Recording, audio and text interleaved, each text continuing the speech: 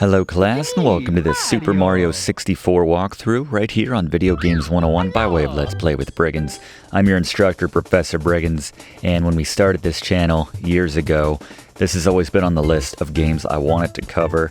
I bought this game as a kid in 1996, day one when it came out, absolute classic. I went down to Toys R Us, had my pre-sale ticket. Anyone remember those? Any other kids of the 90s out there? Turned those in, and you know, you had that whatever deposit you made ahead of time to get that ticket, then you brought it there to reserve it, and showed up day one. I think it was September 29th or the 30th, 1996. Saved up all my money as a kid and bought this game, and just an absolute classic, released when my Nintendo fandom was at its peak. But plenty of time to talk about that, how great this game is. Fluff has so many facts today, interesting facts about this game, things I never knew, little hacks you can do on different stages. This one's going to be a lot of fun, but in terms of difficulty, Super Mario 64 has that just right difficulty, if you ask me, of a 5 out of 10, which can equate on the frustration scale to throwing your controller across the room, probably when you're going for those 100 coins in one of the stages, and then you fall off the stage right at the last second before you can get that star. We're going to be showing you the 120 star path in this game, how to get every single one of those 120 stars to get the full completionist run here and unlock that little Easter egg at the end, the Yoshi appearance. Sorry, spoiler alert I suppose, but this is going to be fun. This is going to be a long one, so let's run the intro now and get into this Super Mario 64 walkthrough right here on Video Games 101.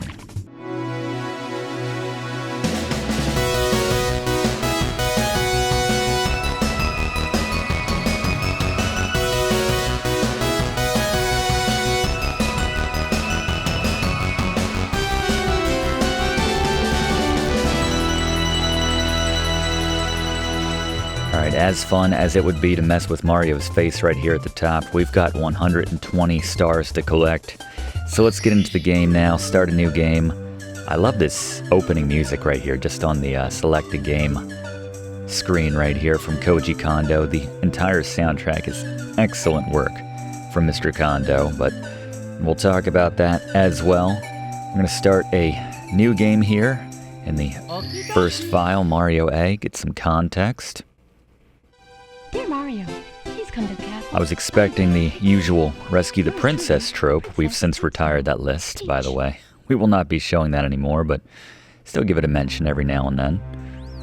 Some lovely voice work there for Princess Peach, recorded by Leslie Swan.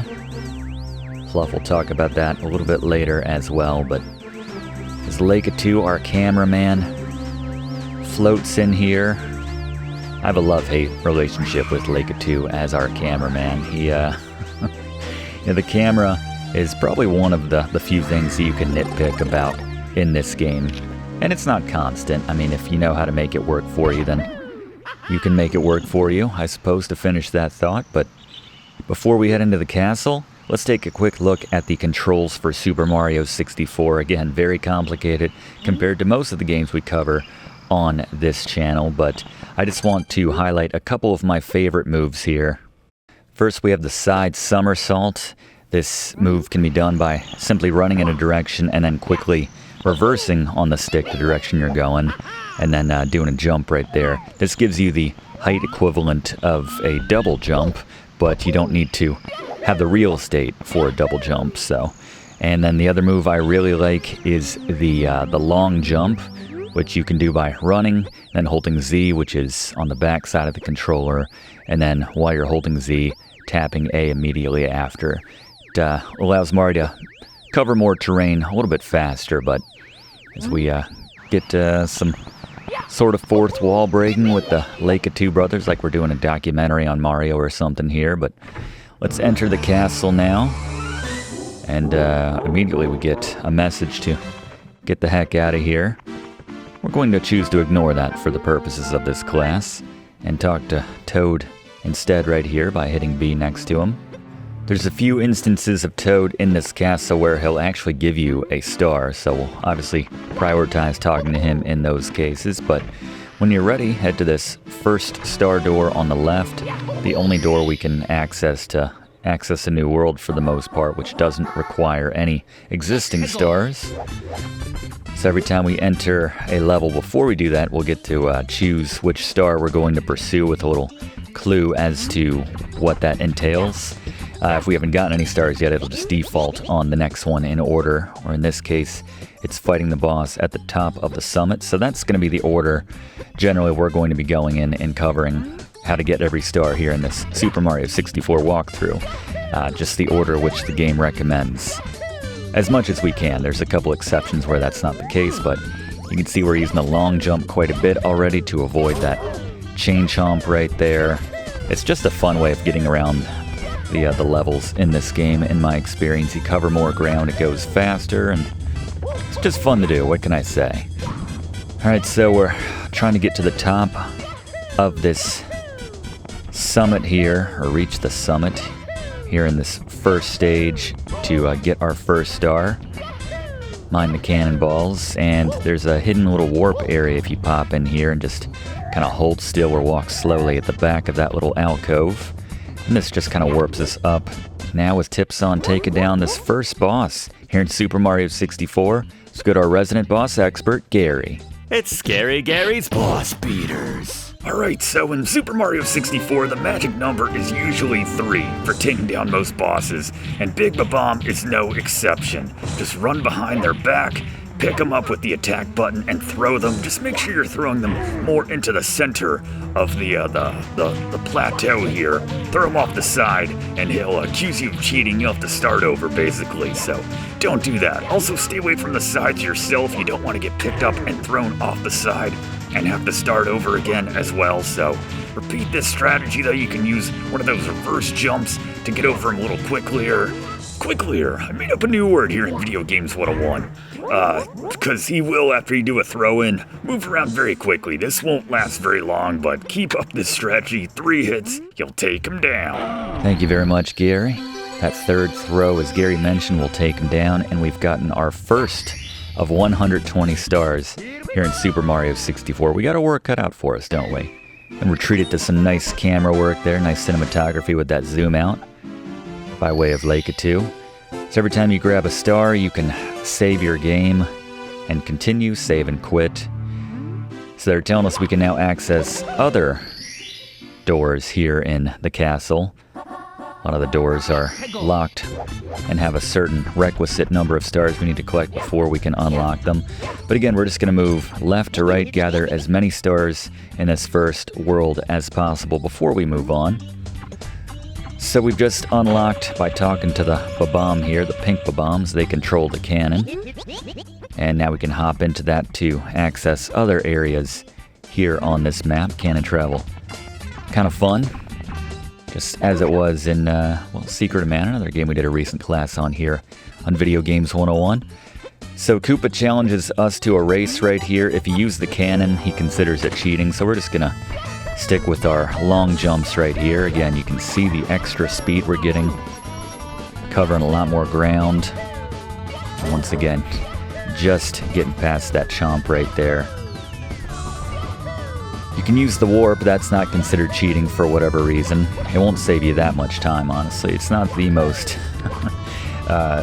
just practical warp. You'd think if they were going to construct a warp, which took us to the top of the summit, or as close as you can get basically, without being on top, then maybe they would put it a little closer to the bottom or something, but we're going to take it just the same. Warp up ahead, and then use another one of these side somersaults to quickly get to the top. And then we have a little flag stick. Just gotta get close to it. Kind of like the old Super Mario Brothers and Super Mario World, like we had in those games. I guess that was more of a hitting the tape at a certain point, but...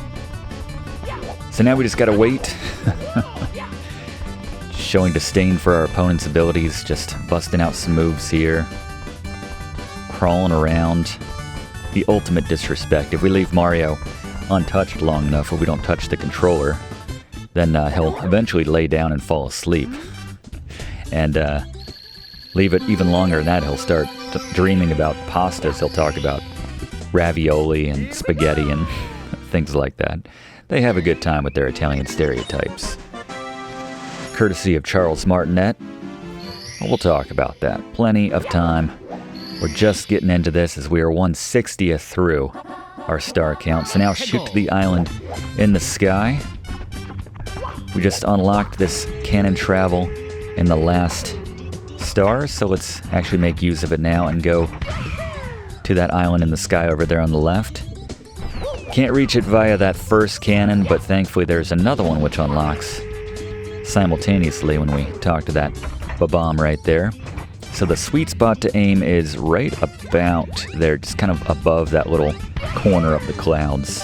And then you will, alright, well, overshot it just a little bit, so just a little bit lower than that. And then thankfully there is another cannon right here. Arguably the most cannons of any stage in Super Mario World. So this one's a little easier. Just catch yourself there, stop the momentum. We don't have the red switch trigger just yet, but hit this block right here. Careful not to fall off.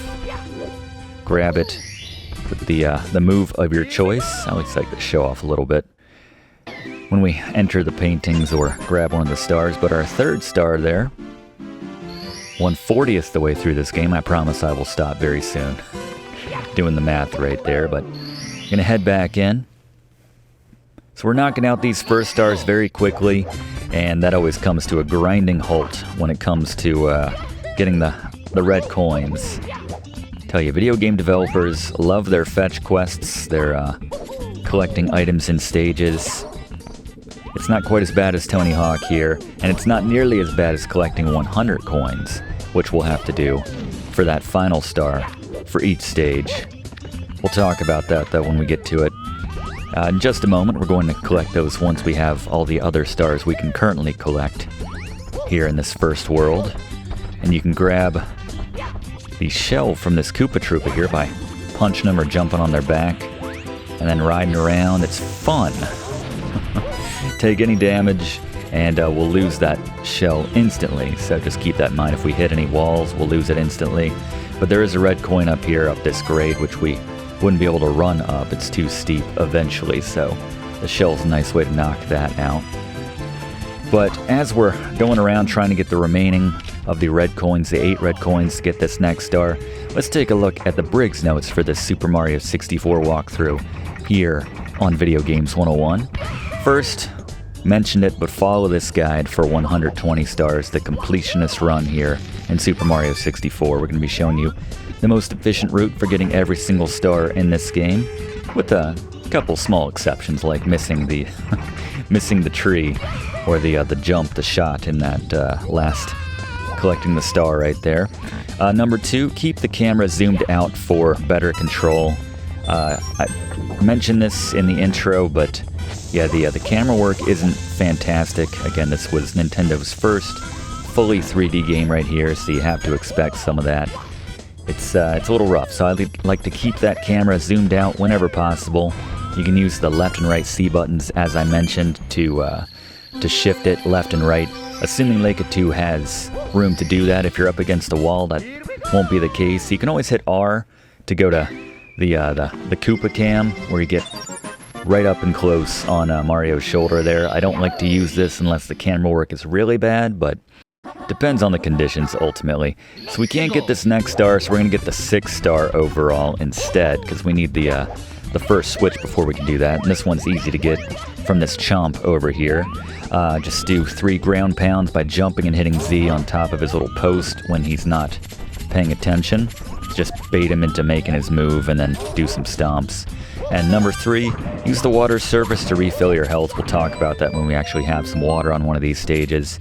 And lastly, when you're doing a big fall, you can dive at the last minute by hitting B, assuming you haven't already done it, to kind of avoid or mitigate your fall damage. So, nice way to do that for a fall that would otherwise cost you a lot of health or kill you outright. So we're going to have to come back for that 5th star, but now we're going to show you how to get 100 coins here on Bob-Omb Battlefield, fittingly with a star wipe on that edit right there. We're going to speed this up because this can be a bit of a slog getting 100 coins, certainly with some stages more than others. So the number total coins which you can get on any one stage will vary from stage to stage. Here on Bob-Omb Battlefield, The max you can get is roughly 146. So to get the max number of coins, this comes from a combination of getting all the red coins. You know, that's 16 coins right there. Those are still available. Defeating enemies, obviously. Finding coins that are just sitting there ready for the taking. Finding them in boxes. We need the wing cap to help us knock out the 100 for this one. So I'm going to grab that, which we'll get in our timeline in just a moment. This is a good time to mention that the 100th coin that you pick up is where the star will trigger. So make sure you don't leave that final coin you pick up in a precarious spot to make that star hard to get. But while we're doing this, let's bring in Blaze to talk about the items we can pick up in Mario 64. Alright, let's talk about the items you'll find out and about in Super Mario 64, starting with the 3 types and colors of coins. First, the gold coin. Each of these restores 1 unit of your health. As the professors mentioned and shown, if you collect 100 of these, you'll earn yourself a star for that world. If you clear one of the courses for a world with 50 of these, you'll earn yourself an extra life. Moving on to the red coins, also relevant. For getting 1 of the stars for each of the world, collect all 8. Each of these on its own is worth 2 individual gold coins as well, and refills your health likewise. And the blue coins, usually get these by hitting a switch first, one of those blue coin boxes. These are temporary, so make sure you grab them. This refills a lot more health than the gold and the red coins, and each of these is worth 5 gold coins. So very important when you're trying to go for 100 coins on certain stages, necessary in some cases. Moving on, we have the 1-Up mushroom. I think if you ever played a Mario game, you know this is worth an extra life. Some of these come to you, others you have to chase down. Then you have the spinning heart. You'll find maybe 1 of these per world, give or take, but the faster you run through this, the more health it restores for you. Of course, this is a bit redundant considering the heart never disappears, so you just hit it again and again if it doesn't top you off. And then finally, the Koopa Troopa shell, probably the rarest of all items in this game. If you see one of the relatively rare Koopa Troopas, at least by most Super Mario game standards, you can attack it to knock it out of its shell and hop on it, ride around and kill most enemies with 1 hit, glide over water, or even go up steep hills you wouldn't otherwise be able to climb. Thank you very much, Blaze. Excellent overview on some of the items here in Super Mario 64. But we move on now to Whomp's Fortress. Similarly to Bob-Omb Battlefield, by the first star we get is the product of taking down the boss at the top of the fortress here. Have to be careful as this is the first of many worlds here in Super Mario 64, which allows you to fall off the world and lose a life, either by jumping over the railing there at the end or dropping into one of those pits, which we're retracting in and out. These piranha plants, you can only take them down by sneaking up on them, because if they're alive, most of your attacks, they will not do anything to them, so we just need to sneak up and give it a nice punch right there. And they'll give us one of those very nice 5-spot blue coins, which Blaze mentioned. You can actually do a long jump right there, but trying to be careful. Probably get one going on the opposite side here. I just love it. It makes the entire world of this game just feel like a little parkour paradise for Mario. The controls really are fantastic for this game, but alright. With tips on taking down Whomp, let's go back to Gary. Boss beaters. Alright, Whomp. You can get right up on it, just start running towards it. At the base of the Whomp, and as he goes down to smash you, you'll just run underneath him, then do one of those reverse jumps and do a ground pound on its back. Really anywhere works, as long as you're not on the very edge. Repeat this 2 more times, you'll take him down. Thank you very much, Gary. Yeah, that even works on the mini Whomps. When they try to do that move to you, if you get right up on them, they kind of squish Mario a little bit, but it's just an aesthetic effect. It just makes him look a little shrunk for a second. No damage is taken. You can still quickly jump on their backs and take them down, but there we go. So you'll find as you select the star from the menu when you first go to a world for the first time, or before you enter a world, like we have right here, You can select which star you want to focus on, and in some cases, like this versus the last star, this will affect the layout, the look of the stage. So this time we're going to have an extra tower that wasn't there at the top of the fortress, which we'll use to collect another star. And just... Alright. Didn't stick the landing right there. You can see there's the cannon access right there. Let's head back up and try that again, shall we? Sort of one move we didn't mention as part of the controls, which is just sort of sidling up against a wall. If you're on a very narrow pathway, you can just kind of hug the wall and Mario will do a special kind of animation, which we haven't had to see just yet. If you hit the bottom of this tower right here, you can find an extra life. There are a lot of extra lives strewn all about this game. You won't be hurting for lives when all is said and done, I'm willing to wager. You can see when we jumped ahead, we were probably in the 40s or 50s. Go all around this, and then take this up, and grab yourself the second star here for Whomp's Fortress.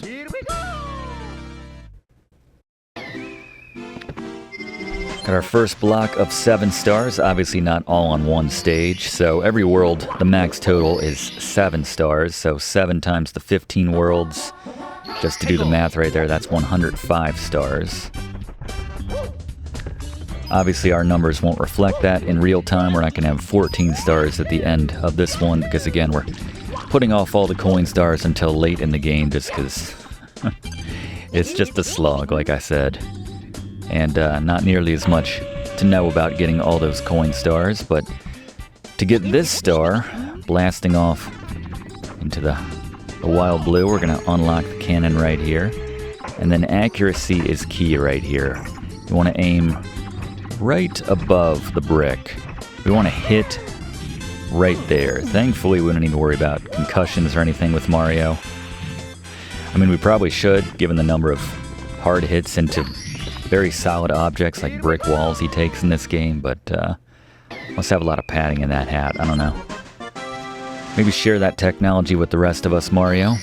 So we got 8 stars, so we can actually face Bowser for the first time right now that we've got our 8th star, but again, we're going to push that off until we've taken all of the worlds out, maxed them out, all the stars that we can get in this first floor of the castle for the most part.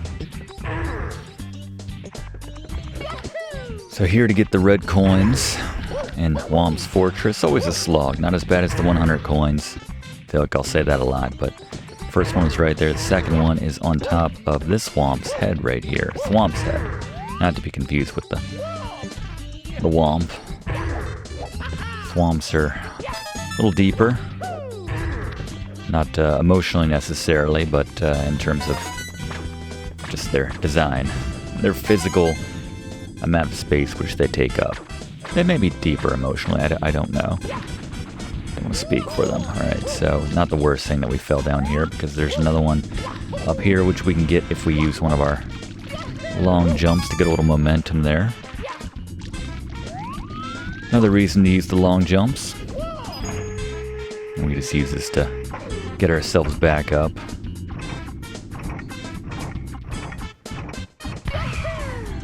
You can see we passed one right there. There's one on that floating island. Other on that arm which goes out over here. It can also drop in on those piranha plants, assuming they don't see you coming. But a little difficult to do, admittedly. One of the few times you'll probably see that done. Alright, so this is number 6. And then we got 2 more waiting for us up top here.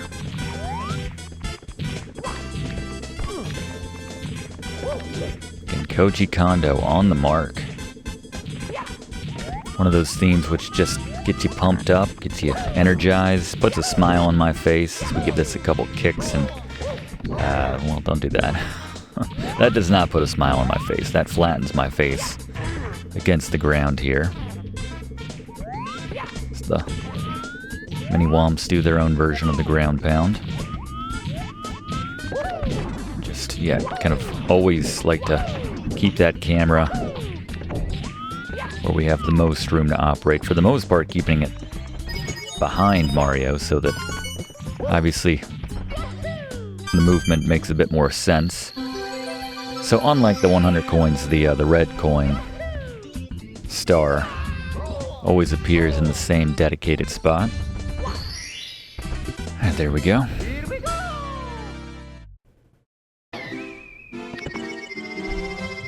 Couple more to knock out relatively quickly.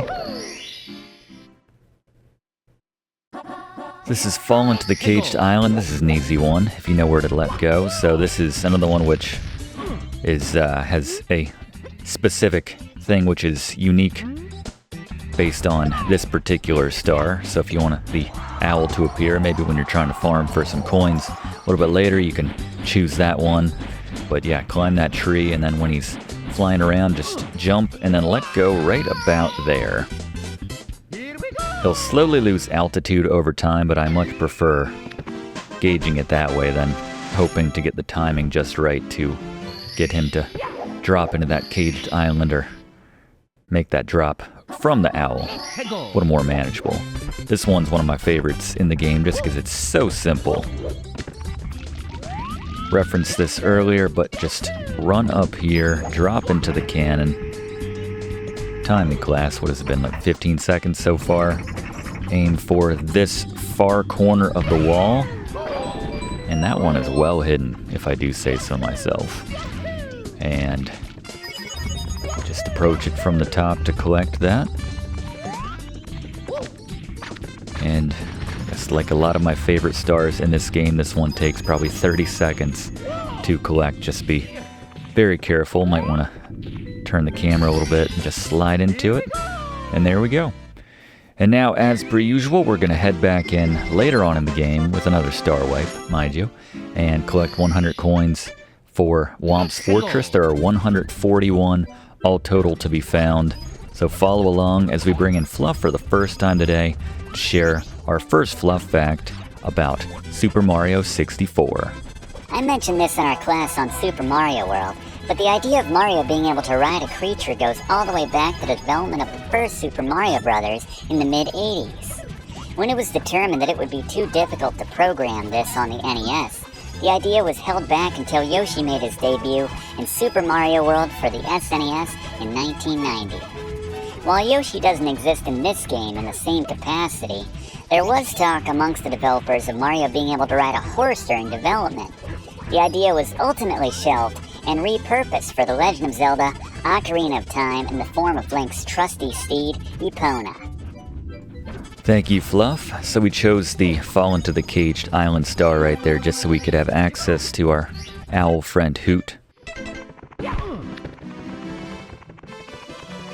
Make getting around a little bit easier there at the start especially, but once you have 10 or more stars and you come back to this central chamber here, if you press up C and look into the light, you'll get to where we can unlock the wing cap. Just gotta hit that giant red switch that's located at the bottom, right on that tower there. So in addition to the 105 stars, which you'll get 15, or 7 per through each of the 15 different worlds in the game, there are 15 extra secret stars, castle stars, which you can find. Some from Toad, others by collecting red coins on each of these switch levels right here. So we have to get all of the 8 red coins. Not too difficult in this first one. They start you off with plenty of speed. It's just about kind of going in the track which they have set up from top to bottom there. Once you have them all, just fly right into that star, and they'll kick you out, unfortunately. So we can't do both in the same run, but up to 12 now. So let's head right back inside, and this time we're going straight for that switch. We're gonna hit this just so we have access now to the wing cap, and pretty straightforward, but Blaze? Alright, once you hit that red switch, the red blocks are now filled in and accessible in some worlds to contain a wing cap, which allows Mario to fly either by launching out of a cannon or using a triple jump. Thank you very much, Blaze. So now that we have the wing cap, we can go back to Bob-Omb Battlefield and get that final one of the stars, which we could not get before because it does require that particular upgrade right there. So let's shoot over in this direction once again, and then use this cannon to get up to the tower, once again, the floating island, I should say. And now that we've hit that switch, we'll find that the wing cap block is intact. Let's see if I can actually hit it this time without overshooting it. I think I learned my lesson. There we go. Just caught it, but that's the sweet spot. This hat is temporary, mind you, so it lasts a good probably 40 seconds or so. We have plenty of time with it. But the goal here is to fly through each of these rings, and it's a little difficult. We need to use the cannon for some of them. You can just kind of launch yourself off with a triple jump to take advantage of the flight without it. The reason I like to do that for a couple of them is just because we come in so hot with the cannon, so much velocity, that it's difficult to really have control over Mario to get through those second couple of the sets of rings after that initial one. But there you go. Once you go through all 5, doesn't have to be in order or anything. They're not sadists at Nintendo, Shigeru and crew. And you can just come down here and pick that up.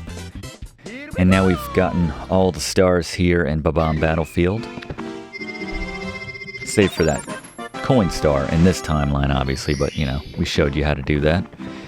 It'll all catch up and make sense by the very end, but now it's time to move on to the third world, going in order. Come to the right side of this first floor.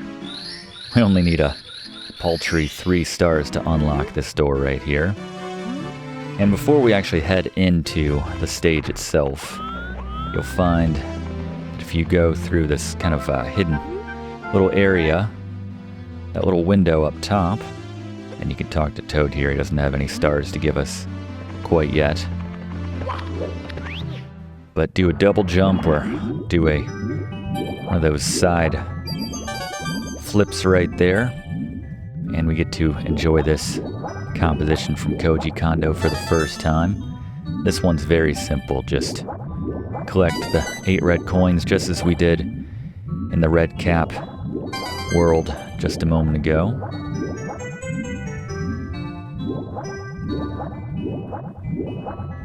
You can hold down A to do the paddle with your feet, which is slower. I prefer to do the breaststroke right here, so just get a nice amount of timing right there and tap that A button. I found this stage very calming as a kid, I have to say, after a tough day at school. Just fire this up, look out those windows for some lovely coloring with the sky or whatever that's meant to be, wherever we are right now. Just lovely. The fish.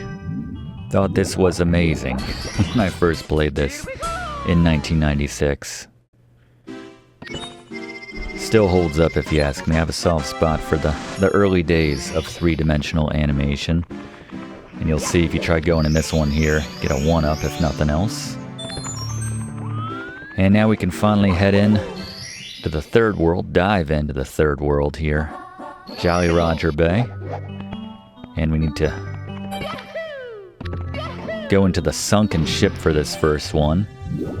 In all subsequent stars, that ship is going to be floating, so this is the only time which we can come down here and get this one. So the tricky part about this is getting the eel to come out of the ship. I had trouble figuring this out when I was a kid. I couldn't figure out what triggered this. I find if you just swim very close to the eel and then swim away, just swim back to the surface of the water. You can see right there, this is our first water level where you can see that mechanic we mentioned in the Brigsnotes, that your air and your health are share the same meter essentially. I'm not sure if that was an oversight by Nintendo, but you can see the eel has vacated the ship and we can now swim inside the opening right here. But it works out to be a nice little hack to refill your health on demand. If you need some extra health/air, every time you open one of these chests, you can grab one of those oxygen bubbles there to give yourself a nice chunk back, but we want to hit the one in the back first, and then facing the one in the back, the front right, then the front left, and then finally the one in the middle. And as soon as we hit the one in the middle, we want to start swimming as quick as possible up to the opposite side and stay at the water's surface just to minimize the amount of platforming we have to do. Let's see if we can't make this. Just kind of hop out and grab on at least. There we go. Otherwise, it's a little slippery and makes it more difficult on yourself than it needs to be. But there you go. The first star for the very relaxing Jolly Roger Bay right here in Super Mario 64 as we plundered the sunken ship. I'm curious, class, what's your favorite piece of music from this game, I believe? As we have the eel come out and play. Star right here. I think this may be my favorite from the entire game. Certainly the most relaxing of the entire soundtrack, although I'm a fan of the outro music. Well, I'm a fan of all the music in this game, but... So there is a star right here, which we cannot access unless we have the next or another one of the special move caps. So to get the eel to come out and play, just kind of swim around it. The getting hit by the eel is entirely optional. I don't recommend it necessarily, but it takes a giant chunk out of your health, as you can see, your health slash oxygen. So you can grab some coins to get back in the game. And once that eel comes out, you'll find a star affixed to its tail. So be careful. It's safer to come in from behind it than the sides necessarily, rather than cutting it off, as more times than not I'll find that I fly into the side of the tail, which, as you can see, does a lot of damage. Probably more damage than anything else, or as much damage as any other enemy in this game. But 2 quick stars back to back. I like Jolly Roger Bay. All these are relatively easy to grab. Treasure of the Ocean Cave. So we're going to go deeper than we have gone to this point, class, here in Jolly Roger Bay, going all the way down to that eel area. And then there was an opening in the rock wall. And that's going to be our next destination. Don't worry, you'll have plenty of oxygen to get through. Now you'll see the eel on this, and every subsequent star is just free swimming around down here, so just keep that in mind. Difficult to catch those 1-ups under the water right there, but you'll find a lot of the coin circles will trigger those extra lives. I like to do the long jumps here to bait these things which are going to fall these columns so that we're clear out of the way before they can fall on top of us. But go back, left, right, and then front is the order for the treasure in the cave down here.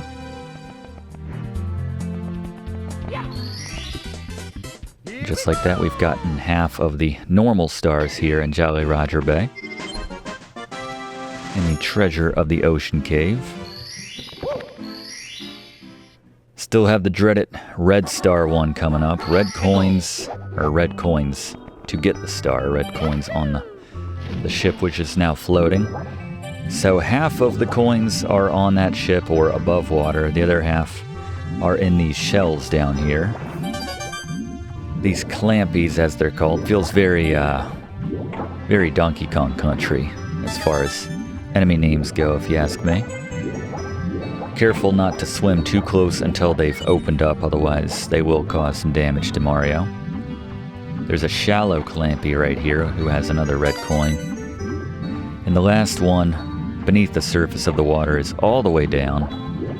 You'd actually generally see it before you can see the animation for the clampy. It renders in first. I think these enemies actually inspired some of the enemies in Legend of Zelda Ocarina of Time. The ones that kind of play halfway between a dog and a shell, which come at you. You gotta use the hook shot on them. Another game which we hope to cover in time here on Video Games 101. Probably one which will go well beyond the maximum upload time for YouTube, so that's something we'll have to figure out, but plenty of longer games which are well worth the effort of devoting to a class 2 here on this channel, and you gotta be a little bit higher if you're gonna grab onto one of these. You can climb these, but yeah, you need a little more in terms of height before you can start to shimmy up those. It's actually necessary to grab one of the subsequent stars here in this stage. But climb this one right here and you'll find yourself another red coin. I prefer to use the cannon to get to the ship. It's a lot easier than stomping down on a switch which creates some timed blocks which you can use to access the ship, which we'll show when we go for the 100 coins. But so to get it, just aim right about here, pretty much parallel with the top of the animation of that wall.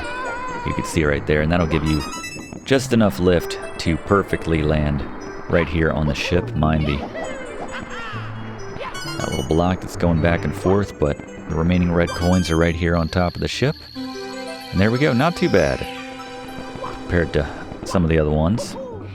You could maybe see that chest right there in the distance on its own little platform right next to that column which we just shot past when we were going to get to the ship right there. That's the one we're going to pursue right now because the final of the 6 stars requires another hat which we don't have access to yet. So this is another one which I love quite a bit because it's so easy. Just requires a little bit of precision.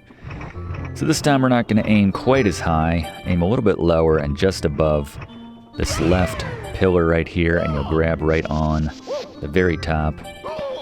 Be careful as you jump off right there. If you are already at the very top and you kind of push up so that you can get that jump, then sometimes Mario will do that kind of handstand on top, and that's not what you want. That can kind of mess up your timing and cause you to accidentally jump off. So just something to keep in mind as we star wipe and go back to Fluff as we get the 100 coins for Jolly Roger Bay. But Fluff, how about another Fluff fact?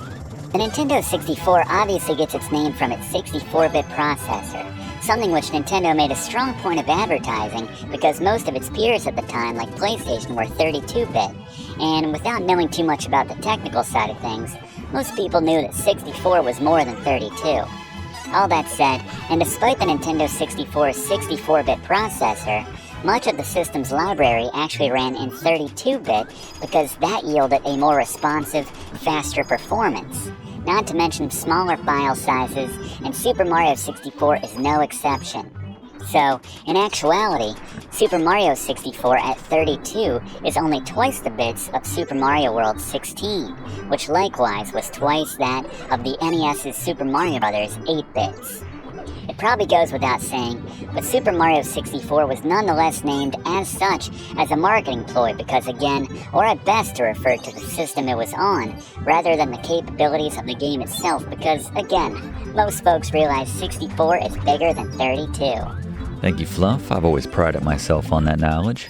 Make sure you are ready to pick up every single one of those blue coins before you hit that switch because you will need every single one of those to get the 100 coins here in Jolly Roger Bay. I believe the max number of coins you can get is 104, so if you miss even just one of those blue coins, which are worth 5 apiece, then yeah, you cannot access the coin star. And I think the remaining 4 are just around that column right there, so we've shown literally every single coin you can get there on Jolly Roger Bay, but one more world which we can access from this central hub right here. Just requires 3 stars to get in. By the way, I should mention, there are updated versions of this game, like the DS version. It requires different numbers for a lot of these things, so while most of the tips of this Super Mario 64 walkthrough will apply to that, certain things won't, and they've changed some things, added some things to that, so just something to mention. This is the original Nintendo 64 version that we're working with here. Enter here for the first star. But here we are in another very fun level. This is Cool Mountain right here. And you can grab some coins right off the start by entering this door right here and taking this down. Be careful to stay on the path right here, because if you fall off, then that is a death. So it's a little hairpin turn right there. So might want to slow down a little bit, take it wide, and then cut inside as you're going slow to maximize that. This is a good place to start, though, to get lots of coins here in Cool Mountain. But the first star which we need to get is via that slide. Just have to make it to the bottom. And there's our first star, entitled Slip Sliding Away. Very good Paul Simon song, by the way. But look at that, we got 56 coins just from going down the slide, basically. So one of the easier stages to collect all the coins on. Alright, so the little penguin's lost here. There's actually two baby penguins on this stage. One of them's already at the bottom, very near where the mother is, but that penguin and that mother have no relation whatsoever. So this is the one that we need to get, and we need to take it all the way down. And sorry, what, Fluff? You got a Fluff fact? Here's a tip for future reference, Professor, and to the class. But you can knock this star out very quickly in delivering the baby penguin to its mother if you just go around the corner from the start, then jump off all the way down right next to the mother. The soft snow will cushion your landing so you won't take any damage. Just pull yourself out, pick up the baby, and you can knock this one out in about 15 seconds. How about that? Thank you very much, Fluff. Like Blaze always says, work smarter, not harder, right? Thank you. Drop her near the mother, she'll cough up another star. If you're feeling cruel, by the way, you can pick up the baby and the mother will slowly chase after you for what it's worth. And there's another penguin, baby penguin, right on top of the roof of that building right there, which we just came out of for the Slip Sliding Away star. We're not quite done with that slide yet, though, so I'm gonna head back in now for the big penguin race. We raced Koopa the Quick, now it's time to race a penguin in their own conditions. You have to think the penguin would have the nod in this one. As you can see, the baby penguin once again separated from its mother. Alright, so give yourself a little bit of a head start by doing a dive here. Like so. But you can't expect to really put too much distance between yourself and the penguin. There is a shortcut if you go off of the side, but it takes so long to sort of get back on track, and it's kind of dangerous both to stick the landing and then not immediately fall off because you get a little disoriented with which way you're facing. I just like to take the normal course right here. The penguin will catch up to you around here, but then you'll pull away at this stage, so you don't really need to use too much in the way of strategy or anything. Just make sure you stay on the course, push forward to give yourself the maximum momentum, and just take those turns safely, and they'll give you another star, and we're knocking them out pretty quickly here in Cool Mountain.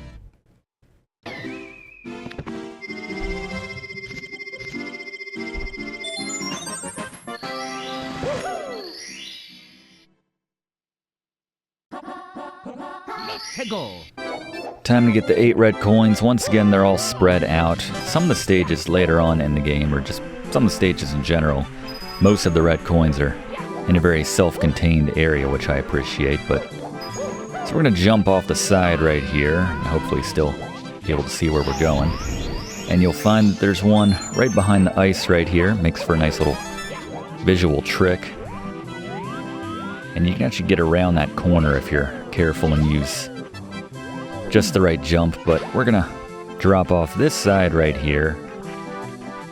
They definitely tuck away a few of these. There's a little bit more hunting than normal to find all the red coins in this one. There's the access to the cannon. The operator is on a little precarious island right down there, as you can see. A little snowy island, which you can access via an equally precarious, tiny little elevator, which we will do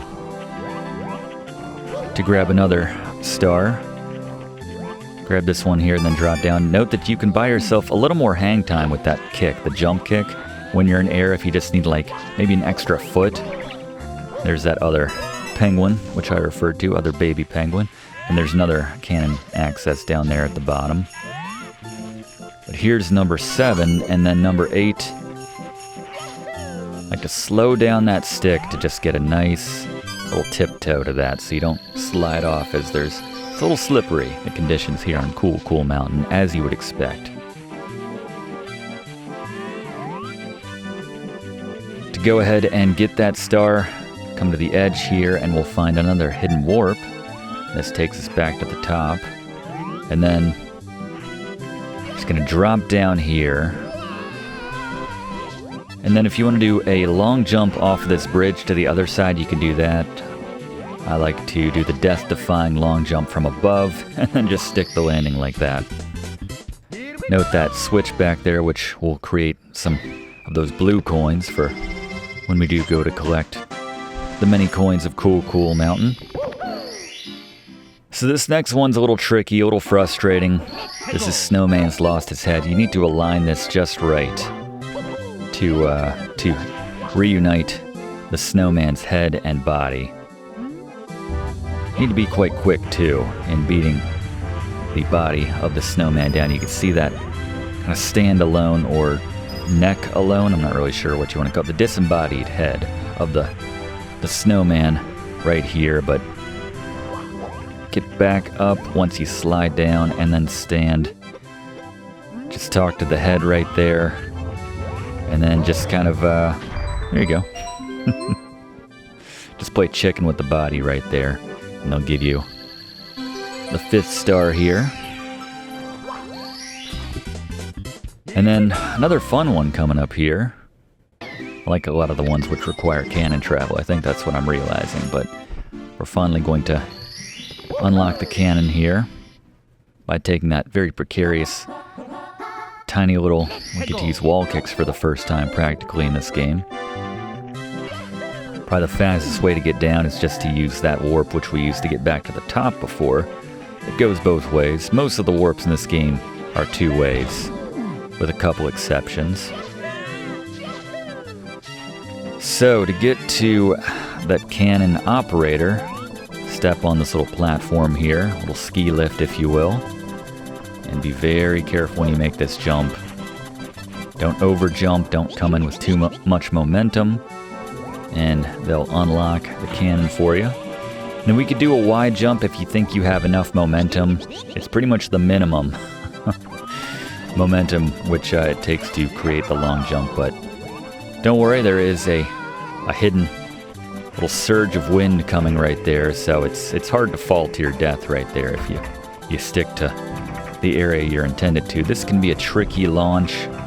I like to aim it so that there's just maybe a hair of crosshair, just go up a little bit higher so there's no crosshair coming out from the mountain above. But you can jump on these spin drifts they usually pay out 5 coins, but yeah, don't necessarily recommend it while we're trying to get the wall kicks here. So just jump at these walls with some speed. I like to do a triple jump here to jump up there. That gives you the lift that you need to wall kick off of that wall, and then be very careful. This is where the camera is kind of rough.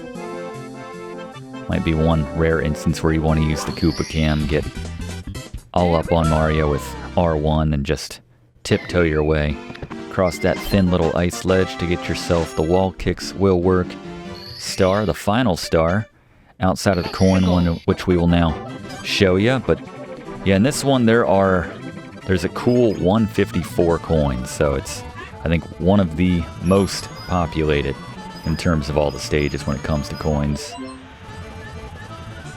You come down this way, there's more coins to be had if you go in through the top route, and I don't necessarily recommend doing it that way, because like I said, you get disoriented when you come out. But anyway, follow along. Let's bring in Fluff for another Fluff fact about Super Mario 64. Arguably the biggest head-scratching omission in terms of characters here in Super Mario 64 is Mario's famously green-clad brother Luigi. It turns out that Luigi was initially intended to be a playable character, and that they even had a split-screen co-op mode available during development, but the usual budget and deadline constraints meant that it was never completed, so it was subsequently dropped from the game before release. Thankfully, the 2004 release of Super Mario 64 on the Nintendo DS allowed for multiplayer, with additional playable characters in the form of Yoshi, Luigi, and even Wario. It's also worth mentioning that today players can experience multiplayer in the original version of Super Mario 64 through the use of modded ROMs, so you can quest to collect all 120 stars with your +1 of choice. Good call, Fluff. I'll have to check that out sometime. Yeah, this would have been a fun one playing with a +1, I have to say. Never experienced that. Haven't played any of the other versions. So there's a couple secret stars we want to grab before we move on here. So unlock this door to access the princess's secret slide, which is right through this right stained glass window here. And you can go to the right and get some coins if you like. Some extra coins. Coins don't matter here, but maybe it's a little extra incentive to be quick. Like to start with a dive right here, a dash and dive, because if you can get to the bottom in 21 seconds or less, we will unlock an additional star. We'll get one just for getting to the bottom of the slide intact in one piece, which is not difficult to do, but yeah, if you start fast and you take the turns pretty well, hold up for that full speed, and we're going to pick up that one which just appeared for getting that sub 21 second time right there, because I don't know that we'll get that the second time. See the coins, there is a running total outside of the worlds themselves, or when you complete a world, it adds to your total and everything, so you earn extra lives that way, but that's the only reason to hit that switch right there. But yes, also try for a long jump to start. Let's see how this affects our time. I feel like this may have slowed us down actually versus just going ahead and diving. Yeah, just brake enough so that you don't go off the track right there at the top, and don't hold forward so much that you're kind of driving into the walls. Yeah, that slowed us down a little bit, but still. Alright, but the actual star we want is the one we haven't gotten, obviously the one we get for completing the track. And there we go. Brings our total to this point up to 27 stars. And with that, we're ready to move on to Big Boo's Haunt.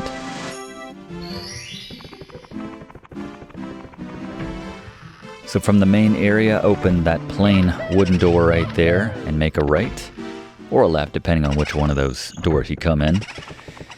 And you'll see a little fountain here. Lots of boos hanging out. But the one we're interested in is over here in the corner, and you'll see the boos act very similarly to those in the previous games, where they won't come at you if you're facing them. So face away from that boo and then just do a ground pound when they get close. That particular boo. And this is a fun stage right here, you know, you gotta have the requisite haunted stage. Banjo-Kazooie had one. Had a good one, actually. That's a good game. I always think of Banjo-Kazooie as sort of Super Mario 64 2.0. It's very similar to this, plays very similarly. It's just a 3D action platformer, but so the idea here is just to kill all the ghosts, so we're showing you where they're all hanging out, and it's just fun to take out this particular enemy right here, I have to say. Just make the loops around Mr. I to get him to shrink up and die, and you get the 5 spot right there. A couple ghosts on the other side of the bridge here. You can actually come in through that other door. It's a little safer, but yeah, the look away and ground pound is the best way to deal with the boos. Yeah, the only thing which Banjo-Kazooie didn't really have on Mario 64 was the number of levels, but the ones that were in the game it was a good time. Just swap out puzzle pieces for stars. You got your +1 in Kazooie, obviously. Another game which probably would have benefited from being a 2-player game. And if you just look away, the boos will come out from that wall that we can't get through until we unlock the blue switch. So that's coming up. So once you get that message from killing the final boo, I say kill, but you're taking out that final of the regular boos, go back to the main area here, and tips on taking down Big Boo, Gary? Boss beaters. Right, the Big Boo. Want to face away and do a quick low to the ground pound. When the boss gets close to you, just do this 3 times. It's the fastest way to take down Big Boo. That's some efficient boss speed, and thank you very much, Gary. And wait for the stairs, or just for the impatient like us, get up there a little bit faster, grab that star, and head right back in. Plenty of stars to be found. Actually, the normal number of stars to be found here in Big Boo's haunt.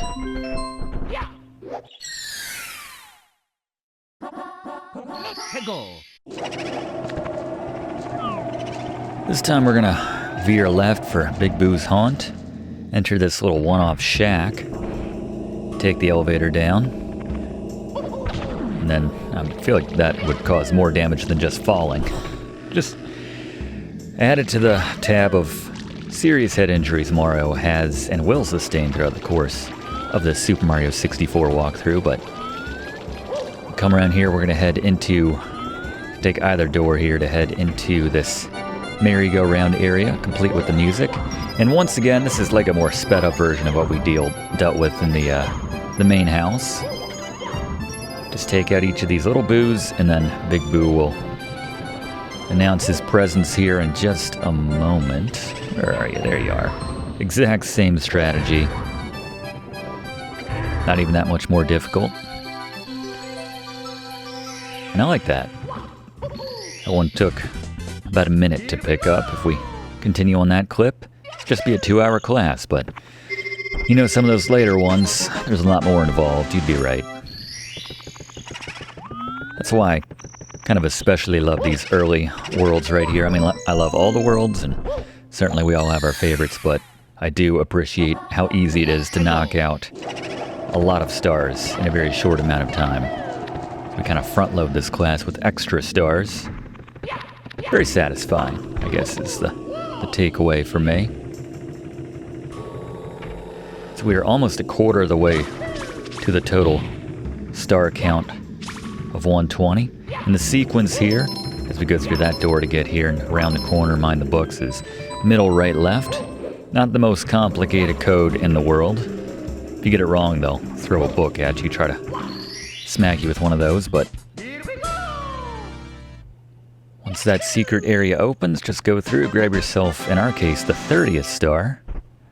And we are now officially 1/4 of the way. And as the game will tell you, we can open the door with the big star, which has a 30-star requisite. They say Bowser has sneaked or snuck. Jennifer Garner will tell you that's a word now. That's a deep Conan reference right there for those. I feel like that's a good late 90s, early 2000s reference right there for this class. But yes, ironic that Bowser has sneaked or snuck anywhere when we haven't even fought him the first time yet. But yes, once you have 30 stars, you can face him the second time, essentially. But one thing at a time. Now we have to find the 8 red coins here in the haunted house. Thankfully, they don't torture you, they don't send you down. There's one on top of this bookcase here. You can just do one of those backward flips to hop up there. We've already forgotten the official name for that move, if you picked up on that. I just prefer those kind of backwards. Don't mess around with the drop right here. Just do what you gotta do to take down that boo. Jump back across that gap, and you should have 4 before you head upstairs. 4 downstairs, 4 upstairs. Thankfully, yeah, they're not cruel and have any tucked away down in the merry-go-round area or anything like that. Just 1 up here, so we're just gonna jump the gap so we don't drop down. Ignore those left doors for the moment, because we're gonna find 6 and 7 in this room, and just 1 more to get. Actually, ignore those left doors completely, because the final one will be through this right door. Careful, that's a false floor right there. That'll give away a trap floor. And the star is back in that main hub of the haunted house. There you go. Or, there you go. Not a bad slog as far as red coins are concerned. Mentioned this before, but always like them when they keep them all in a centralized location, the red coins, rather than sending you all around the map. Back in we go for number 5 here. Big Boo's balcony. So you can kind of see from out here as the camera drops down that Big Boo has relocated to the top of the haunted house. So we're going all the way up this time. And to get to the very tippy top, we need to do a fancy little jump right here. So a wall jump, but the more elevation you can get, the better. So I like to do a backwards jump or a double jump off of here, and then that should give you just enough momentum to climb onto that top bit. You can hit this for 20 coins right here. If you're fast, they're generous with the time on this one. We don't have that blue block yet, so we can't really get everywhere we need to here in Big Boo's haunt, but we can certainly come through this door and just use the same trick that Gary mentioned the first time around. And yeah, Big Boo's last laugh right there. You know Boo's a laugher. His last final joke on us is to put that star in a very frustrating location. So, and Lakitu's not doing us any favors either. You might want to zoom in the camera with the R button right there. It's not really a perfect solution, but alright. So here we are up top, and now you might want to zoom back out again, but yeah, Lakitu's going to stay behind us. But for sliding right down here, make sure you're centered up. You'll find get a 1-up for your troubles of climbing all the way to the top. And there we go. If nothing else, this makes for some nice camera work right there. No zoom out on that one, Lakitu. Feels like a missed opportunity. Yes, I heard the Lakitu there. We're going to leave that in. And now let's go ahead, and again, we can't get that final star until we get the blue blocks engaged, so we're just going to go ahead, jump ahead, and show you how to get 100 coins, assuming you do have that blue switch engaged, so make getting around a little bit easier, but certainly come in here, take out these boos, and get yourself all the 5 spots that they leave behind, and do the same inside the haunted house. And while we're doing this, cleaning up on this stage to get ourselves the coin star here. A little out of order, nonetheless, but still. You actually come in the back right here. You don't need the blue cap to get through there, but let's go back to Fluff for another Fluff fact about Super Mario 64. I talked earlier about how an early concept of Mario riding a horse ultimately led to Epona's creation for The Legend of Zelda Ocarina of Time. One more aspect of Mario 64, which was also initially in the works for Ocarina of Time, was its use of paintings to connect from a smaller central hub to a number of individual dungeons or other areas. In the early stages of development on Ocarina, the developers were concerned that the Nintendo 64 CPU wouldn't be able to process the amount of data it would take to create the overworld that is Hyrule. So they initially planned to set the entire game in a central location, like Ganondorf's castle, to get around this obstacle, just like they did in Mario 64. Thankfully, the developers figured out how to create the overworld by way of the various adjoining sections of Hyrule, so the painting idea was scrapped, although it did purportedly influence the battle with Phantom Ganon, who entered and exited the battle area via paintings on the wall. Thank you very much, Fluff. Yeah, I always loved that particular battle in Ocarina of Time. One of the best boss battles in that game for my money. But now that we are finished with Big Boo's haunt, or at least mostly finished with that, we will go back once we hit that switch. We'll find ourselves here in Bowser's first of 3 areas. And note that once you hit that switch, you will have a timer. We want to grab all 8 of the red coins here, as there's one of the castle stars here, if you will, by getting all of those red coins. So we'll grab those en route to facing Bowser for the first time. Again, we have enough stars that we could take him on the second time, but we'll get there. Get there in our own time. Another 1-up right here in that box. Little Goombas, again, not nearly as ubiquitous as they were in earlier Mario games. Koopa Troopas, a lot of the regular enemies from those games, you don't see nearly as many. A lot of this game is more about the platforming, the 3-dimensional platforming, than the enemies themselves. Bad guys are more few and far between. Note the red coin right here. Trying to like just lay out to to hang down into that particular coin, but got another one over here on this platform.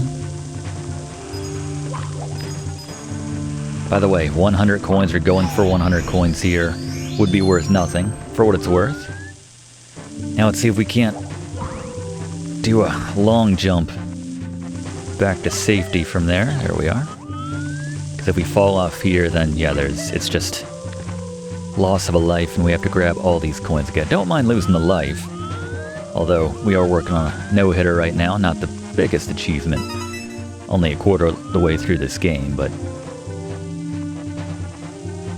so you can transition between these blocks just by walking, but I find it a little bit safer to make that jump right there because, yeah, the amount of time in which they're forming a connective point, you can also just walk there to get that red coin.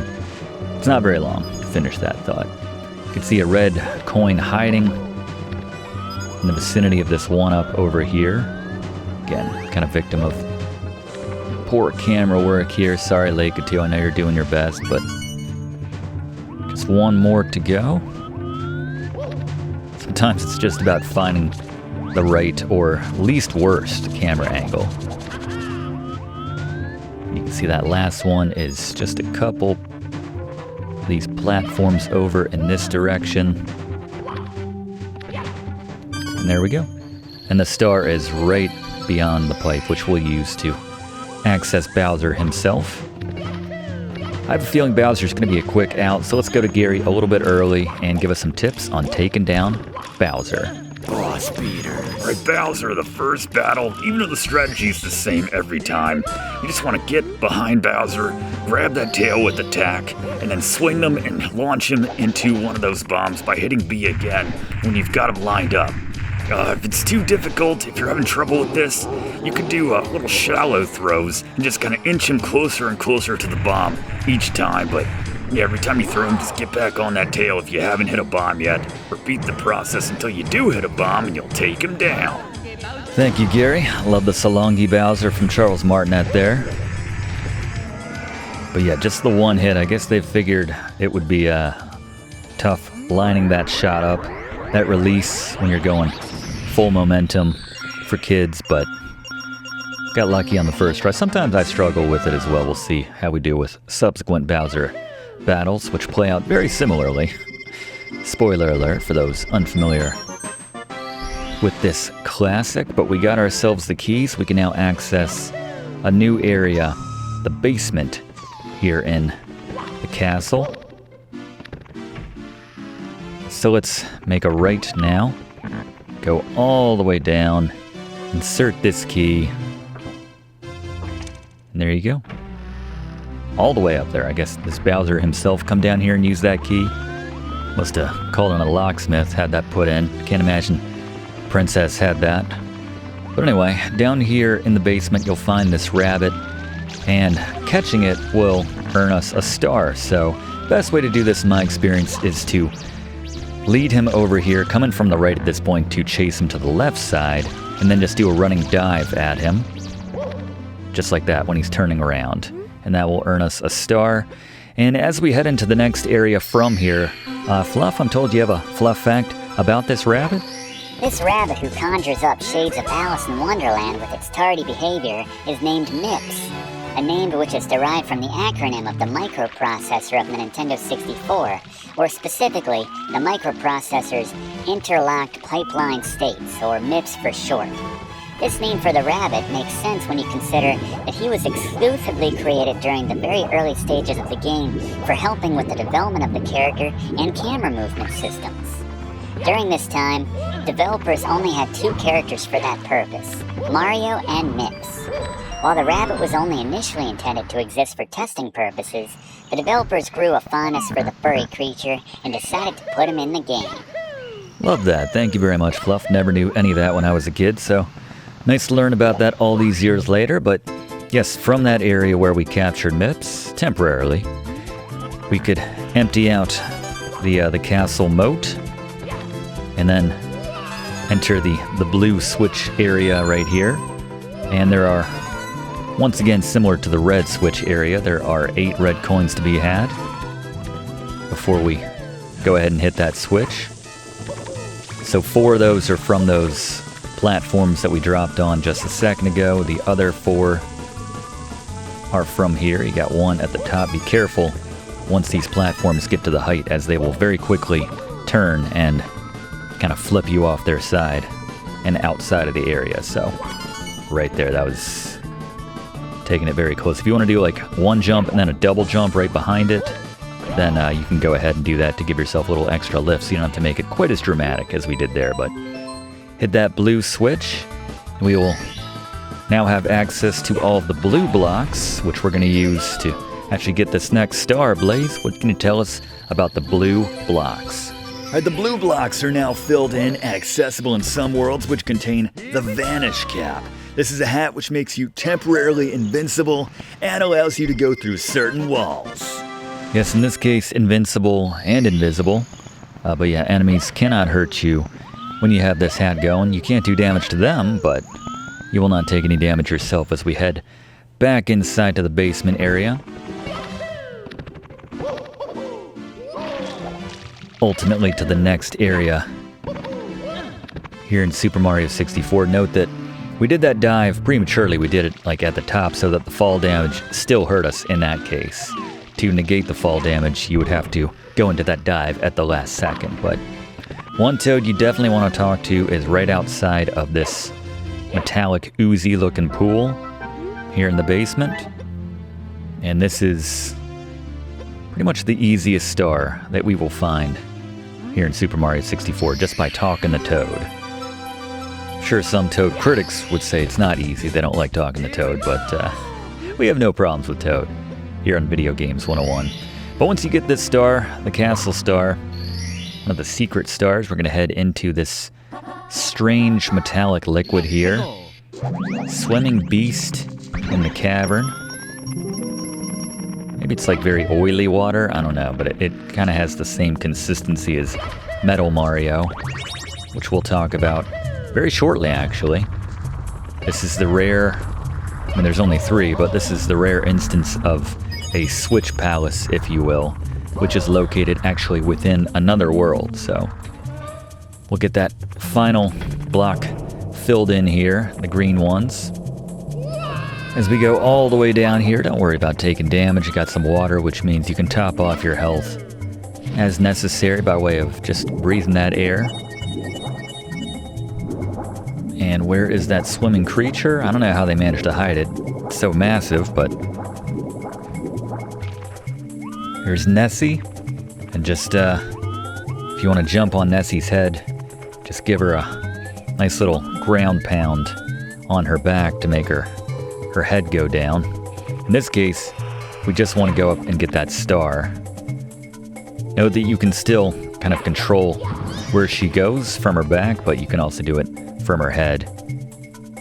Seems like she's about to tell you as much, but not the case. So just do a long jump off of her head, grab yourself the first star. Not too taxing. Just swimming beast in the cavern.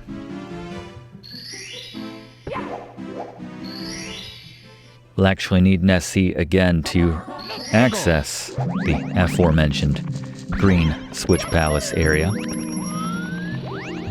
Right now we need to grab ourselves 8 more red coins, always our least favorite outside of the 100 coins.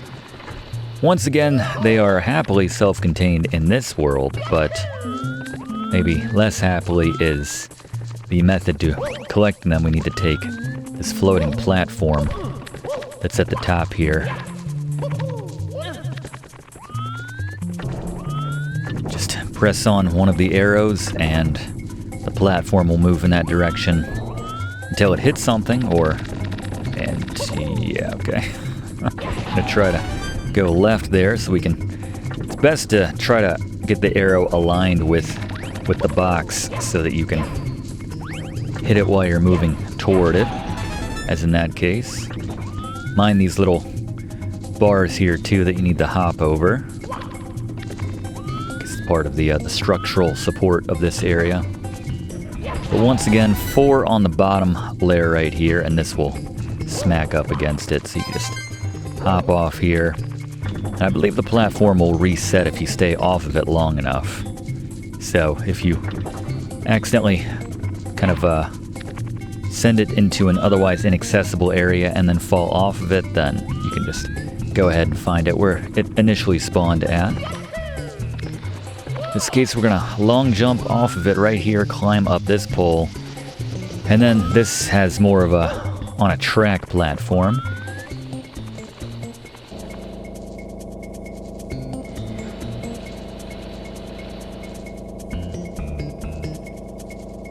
What about you, class? I'm a very impatient gamer. I just absolutely hate when we have to wait for things. I would much rather play loose, play reckless, as I'm sure you've noticed, and some have commented throughout the course of some of these classes. As long as we get the no-death run in the end, that's all that matters. Not so much in this game. I think that might be a difficult out, but many of the other games, which I'm somewhat referencing here, mind the bats. But just take this straight to get yourself the last couple of red coins here. And then it'll spawn right down there in the middle of the room. Not too bad.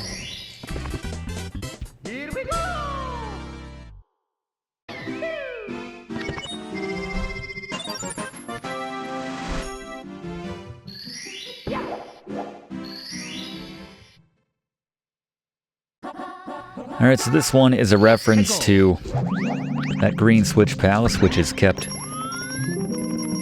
within the underground cave world here. You can see a star up there. That's not the one we're gunning for at the moment. I do like that one because it's also very easy to get. Just do some wall jumps from right here to get ourselves. Well, there's another one actually that's right to that. Yeah, I don't mind this level in general because a lot of them are quite easy to get. There you go. See, a big fall we would have taken damage on, but just doing that dive at the last second negates it. So once again, we need to locate and ride the back of Nessie. In this case, to get up to that platform, which was right in front of us right there, now to our left. So you can do that ground pound to get Nessie to submit. I don't like the way I said that. And do a hard left. Follows your directions basically wherever you're pointing. Careful not to fall off. Just ride it right over here. And this will take us to, on the other side of this, one of these little miniature lakes similar to the one we used to access this area in the first place. This is the Metal Cap Switch course right here. And we're going to be grabbing 8 red coins while we're here, but note that the Metal Mario, well, we want to use it to get the 8 red coins in part. And to tell us why that's so important, let's go back to Blaze. Alright, the green blocks are now filled in and accessible in some worlds which contain the Metal Cap, a hat which turns you into Metal Mario, making you temporarily invincible and withstand heavy currents underwater, which is necessary to collect some stars. By the way, now that we have all of the caps, you can combine them in some cases when the blocks are close enough, like simultaneously flying around with the wing cap as Metal Mario. There's no real advantage to this, but it's a thing. It's a thing and it looks cool. Thank you very much, Blaze. So now the screen one is filled in right behind us, and we can take advantage of it right now and enjoy that sweet, sweet Metal Cap Mario music. Oh yeah, use that because otherwise this is a strong current right here that would push you around, but now we can grab the 4 that are surrounding this platform here. And then grab the star over on that side.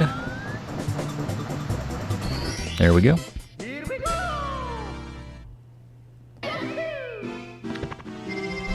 So that was not the star, obviously, that they were referring to in this stage, but we do need Metal Cap Mario to access that one. So let's head back in.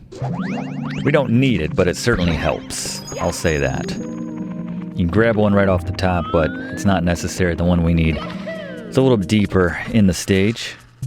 By the way, shout out to Runner for referencing Metalhead Mario. And I think it's Eggshells, that song. I think that's more in the Super Smash Brothers context, but nonetheless, like that Metalhead Mario became a thing after this game in subsequent Nintendo games. By the way, one exception to the invincibility rule for Metalhead Mario, as you can just see, was the fall damage. Also can't get the surface of the water to refill our health here, but not a problem here. We just want to very quickly get here while we have time. There we go. Just in time to hit that switch. And this will open up what was a gated off door a second ago. And now we can pass through and grab the Metalhead Mario Can Move star right here. A couple precarious long jumps right there, but there we go.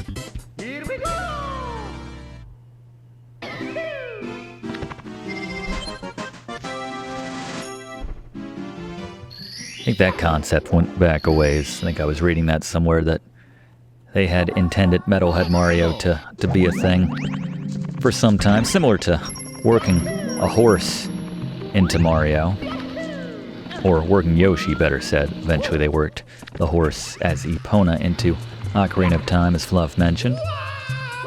Another game which I think we will get to in time, another just absolute classic. You can make the argument that it's the best Legend of Zelda game ever made. I might join you in that camp, in that conversation, but anyway, we can use the Metalhead Mario here to avoid the toxic poison damage right here, which will slowly eat away at our health.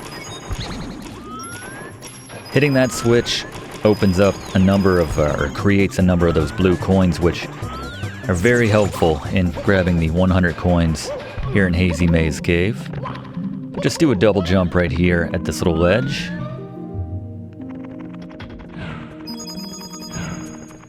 But take this elevator right here up. And then we saw it earlier behind that gate. You might be thinking we need a blue cap to reach this one, but nope, just coming in from the back. And there we go. Through the Hazy Maze, the Toxic Maze. Well, something about Hazy Maze Cave, the name of this stage, reminds me of Donkey Kong Country. Sounds like a name they would have come up with. Another class we need to do, another game we need to do a class on, the Amazing Emergency Exit. So now, two relatively quick ones to pick up here. The last one certainly so, but to get this one, come back into the red coin room, hang a hard left. As soon as you pop in, I'm going to drop back down into the toxic area. Hopefully this isn't having any lasting effects on Mario. Hopefully turning his entire body and clothing to metal doesn't have any lasting effects on Mario, but you might have seen that little alcove right there. You just do a double jump or a backwards jump right there, but ride this elevator up. And in this area, you need to be in the right spot to grab onto the wire area above your head. Make sure you're out far enough, so this initial area you can't climb on. But if you do a double jump in the right area, sort of at the very edge of this platform, that's where he can actually grab on. It's a little misleading, considering it all looks exactly the same, but I don't know, this area is a little extra sticky. But we're going to take this and climb Ninja Warrior style, American Gladiator style, American Ninja Warrior style if you prefer, over to this star and just fall right into it.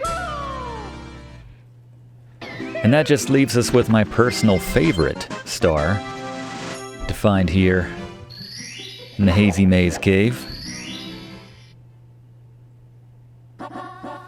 Watch for falling rocks. Referenced this one earlier. Just have to do a bit of wall jumping, wall kicks to get yourself up there. Make sure you got some momentum. It's very easy to fall and slide down into that central pit, which is just death essentially. But right here, just do a couple wall kicks. Star right here, easy as. That's my kind of star class right there. What's not my kind of star is the one we have to get right now for 100 coins. There are 139 coins to be found in the Hazy Maze Cave, so while we're grabbing our 100, let's go back to Fluff for another Fluff fact about Super Mario 64. The floating Mario Head minigame on the title screen was an asset from a prototype of a game called Mario Paint 3D, which is the spiritual sequel to Mario Paint for the SNES. Mario Paint 3D was never released, but it purportedly went on to become Mario Artist Paint Studio for the Nintendo 64 DD, an attachable magnetic floppy disk drive peripheral for the Nintendo 64, which was exclusive to Japan. The Dynamic Drive, or DD for short, was the first writable bulk data storage device for a gaming console and allowed for internet connectivity through a dedicated online service named RandNet for online gaming, media sharing, and e-commerce.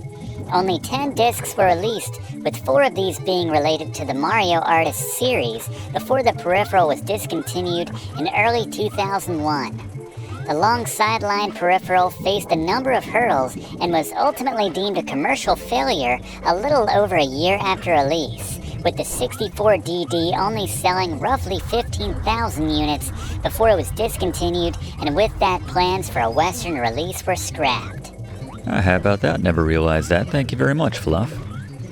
Not even sure I've heard of the 64 DD ahead of this class, obviously, for obvious reasons. Never made it to the States, but that's interesting. That's something that definitely a Nintendo devotee of the mid-90s like myself would have tried to figure out how I was going to make the money to shell out for that. I definitely would have been on top of that, but there you go. And Nintendo, never letting anything go to waste, ultimately making full use of that. Yeah, not doing myself any favors by saving one on a platform for last, but thankfully this one moves slowly enough that we can grab it without issue. So now we're going to go back, now that we have all of the caps, and just collect those couple ones that we missed. I know there's one in Jolly Roger Bay, there's one in Big Boo's Haunt. So let's start with Jolly Roger Bay right now. The Metal Mario will help for sinking down to the bottom and withstanding the push of kind of an undersea current or an outlet of some sort. I'm not sure. There's a star there. We want it. We're going to grab it now that we have access to Metal Mario. Any excuse to hear this nice music again through the jet stream. That's what it is. So there's a Metal Mario right at the start you can grab, but the one that we want, which is going to last us long enough, is right over here. Yeah, the draw distance, for those of you who have played Minecraft, you know, the number of blocks, it's not very good in this game. That's why you can have coins basically sitting relatively close right in front of your face, and you can still miss them unless you're right up on them, and that was sort of my issue with missing the 100 coins here in Jolly Roger Bay, since this does have the smallest number, but just enough time as that metal cap is wearing off to jump up and grab that star. But now we have successfully swept Jolly Roger Bay. Now we're going to head back to Big Boo's Haunt, make use of that invisible cap, Vanish cap,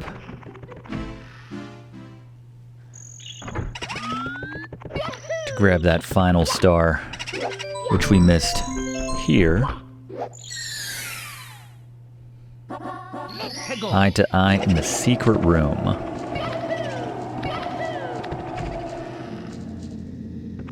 So to get this one, we're going to head upstairs, go all the way to the right.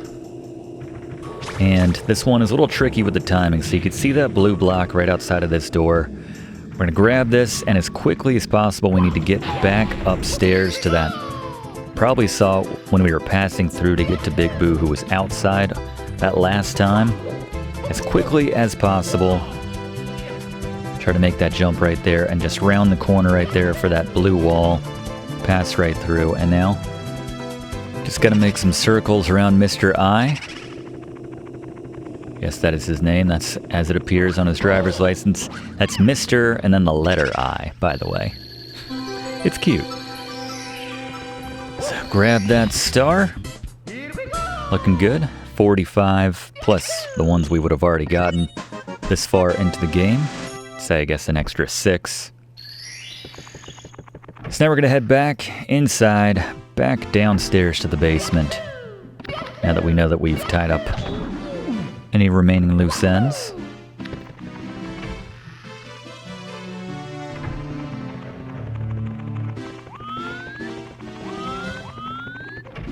And we can take on the next world here in the basement. One of my favorites for knocking out stars very quickly. This is Lethal Lava Land. As you can tell, a lot of lava. Don't be a pushover. Yeah, this might be my favorite level just in terms of how easy it is to pick up stars. Because the world itself is not that big compared to many of the others. Note that if you hit the lava, you take 3 damage. But Gary, tips on the big bully?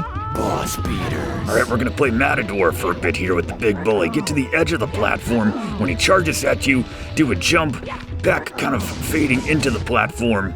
And then once he's underneath you, just kind of push back towards him. As you come back down to the ground, you'll knock him into the lava. Battle over.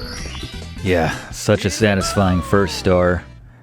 And we get to do that again, I believe, with multiple big bullies, but the strategy is exactly the same as you would imagine. This also has my favorite, bar none, red coin star, which we'll talk about once we get to it. Note the wing cap right here, for what it's worth. Makes getting around a little bit easier. Just mind that without the cannon, you're going to be a little low to the ground. This is not going to last you very long. You can see why this is my favorite of the red coins. We'll come back to that in just a second, but ultimately we want to go to sort of the northeastern part of Lethal Lava Land. So if you want to think of the top right from the start as being the northeast, we're going to take out the bullies over there and launch ourselves. Once again, you'll find this big bully has respawned here, but no need to fight him. He's not who our beef is with. We go over to this far platform over here. Knock these 3 guys into the lava. Same strategy as you use on the big guy. Just let them come to you, do a shallow jump. And then if you happen to miss them with the jump coming down, you just go give them a punch in the back of the head. Just send them off the edge of that platform. And the big boy comes in. And then same idea, we can even use the lava, come back down to knock him in, or we can just do that, that works too. Another very easy to pick up star here in Lethal Lava Land.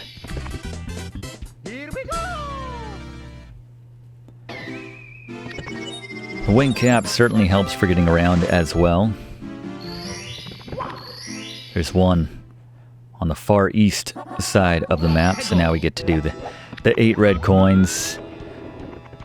Let's enjoy, class. It'll never be this easy again. I guarantee it. They're just all right there. Just note the slide puzzle. It can only move with an adjacent square, and they start to shake and rattle before they move as well. So just something to keep in mind. So you might want to grab all the ones that are far away from that disappearing portion of the puzzle. Thankfully, we don't have to actually complete a slide puzzle because I am famously poor at those, as has been evidenced time and time again on our sister channel, Let's Play with Brigands, and the many adventure games which I play over there. Red Hot Log Roll, another dirt simple one. If you want to grab yourself the... a little shallow there, a little short. I'm gonna grab yourself the wing cap. You can just literally fly over there. And mistook the extra height I had from that second jump as being, or that first jump as being enough to launch myself into the air. Not the case. So we're just gonna fly down and around, give ourselves a little more lift, restart it right here. You don't even need to ride the log in this case if you want to. It's kind of fun, but we're gonna take the hacky route right here and just fly straight into that star. Work smarter, right? So very simple. So the last two things slow down a little bit as we need to go into the volcano, but I kind of appreciate that. It's kind of like a second world within this first world. Probably accounts for why the size of the world is comparatively smaller than most of the others in this game. All of the others, probably, strictly speaking. The next one, the Shifting Sandland, is very similar in that regard. We have a pyramid to enter instead of a volcano, so the overworld outside of that is a little bit smaller. Mind this, that comes down and doesn't really work as a platform in my experience. I just like to do the double jump right there. I love the colors here in the volcano, I have to say. It's a nice palette. This, I guess, is meant to be the natural rocky floor. Lots of igneous rocks formed here, but I don't know. It's a cool tiling pattern, if you want to think of it in those terms. So here, this is where the camera work kind of is not great. If you're at the very top and you line it just right, you can actually make that jump from that pole instead of having to get to any of the two closer ones. But so that's sort of what I recommend. Just have to make sure you're at that exact same angle. But we have our 50th star. How about that? They're talking about places far away that we have not even sniffed yet. We are so far ahead in the star count. I'm sure I mentioned this before, but you only need 70 to complete the game, so yeah, not too difficult to beat this game in record time. Record being a relative term, I suppose, but very quickly if you want, if you're just going for that minimum 70 stars right there.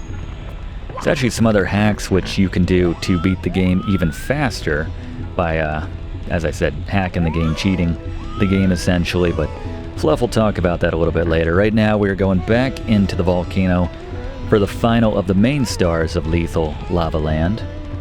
This time we're making a left once we drop inside. I always thought the textures on that lava dropping down there was really cool. Again, in 1996, if you played this for the first time, it blew your mind, class. That's all I can say. As a child of the 90s, I was very much impressed. Alright, so be careful with these final jumps. They're more dangerous than they look. But grab that for number 51. And we're going to head back in now and get the coin star for Lethal Lava Land. The number is 133, so getting the 100 shouldn't be too difficult, so follow along as we do that. And let's get Fluff to tell us a bit more about Super Mario 64. Many think of Super Mario 64 as the first 3D platformer, but according to the Guinness Book of World Records, that distinction actually belongs to Alpha Waves, the first true, if not comparatively much simpler 3D platformer, which was released 6 years prior in 1990 for the Atari ST, Amiga, and DOS computer systems by developer Infogrames, who were best known for their early 3D horror series Alone in the Dark. Thank you, Fluff. I actually just did my first playthrough ever, my first completion of Alone in the Dark in my life over on Let's Play with Brigands. It's one of those games where you can see how it was so influential, but at the same time, you can acknowledge that subsequent games did it better. It paved the way, but yeah, it was a little rough, but still an enjoyable experience. Similar to another game which we did a recent class on here on Video Games 101 in the original Dragon Warrior / Dragon Quest. Established a lot of things in the genre, but yeah, subsequent entries, other games definitely did it a bit better. Alright, so once we hit 50 stars, Mips will reappear here in the basement. Just embarrass ourselves in front of Toad, that's alright.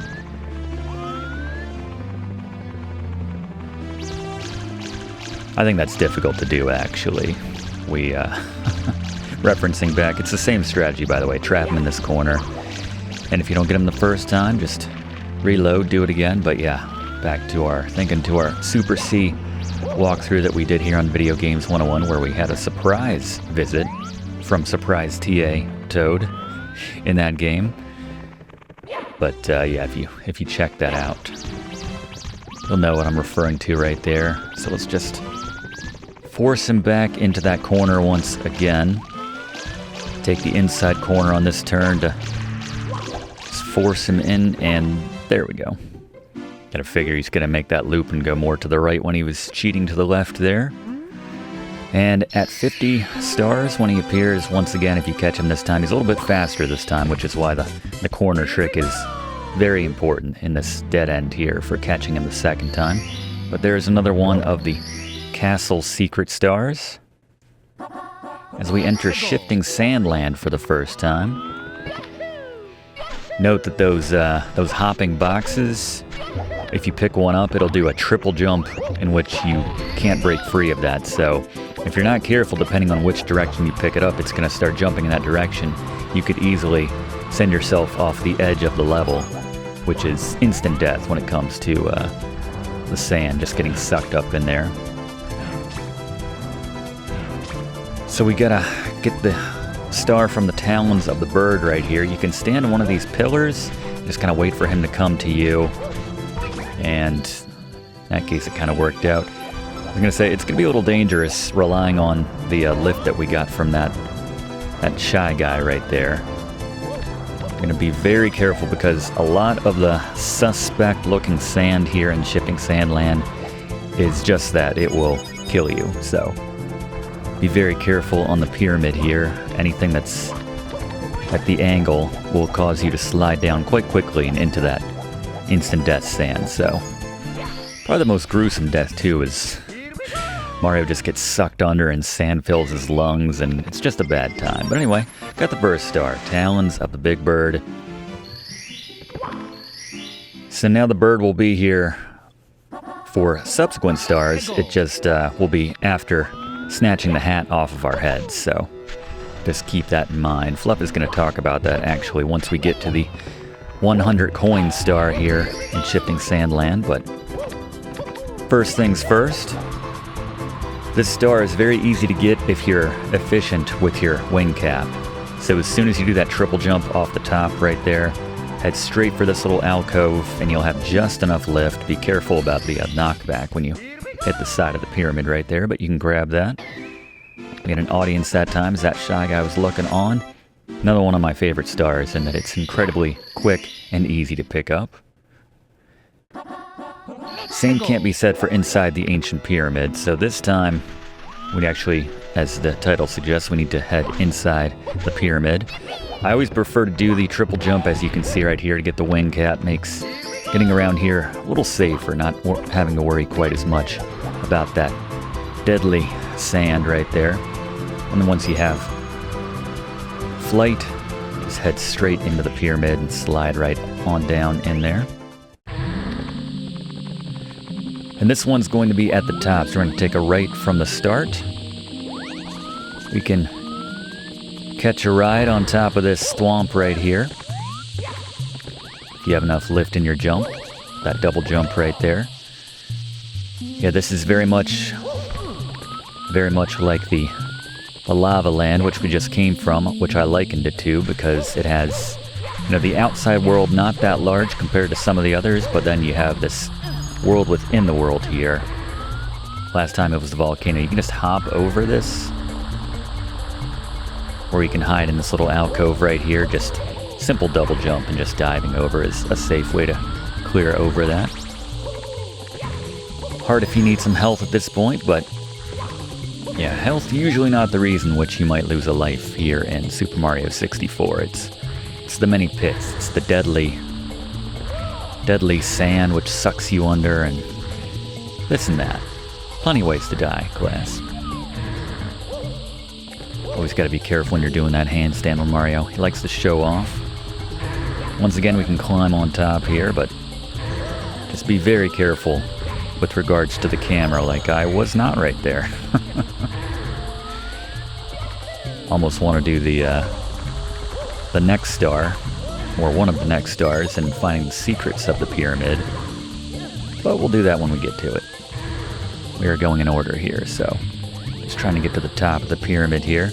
You don't have to hug the wall using that mechanic right there. It's wide enough that you can run full speed as long as you're careful.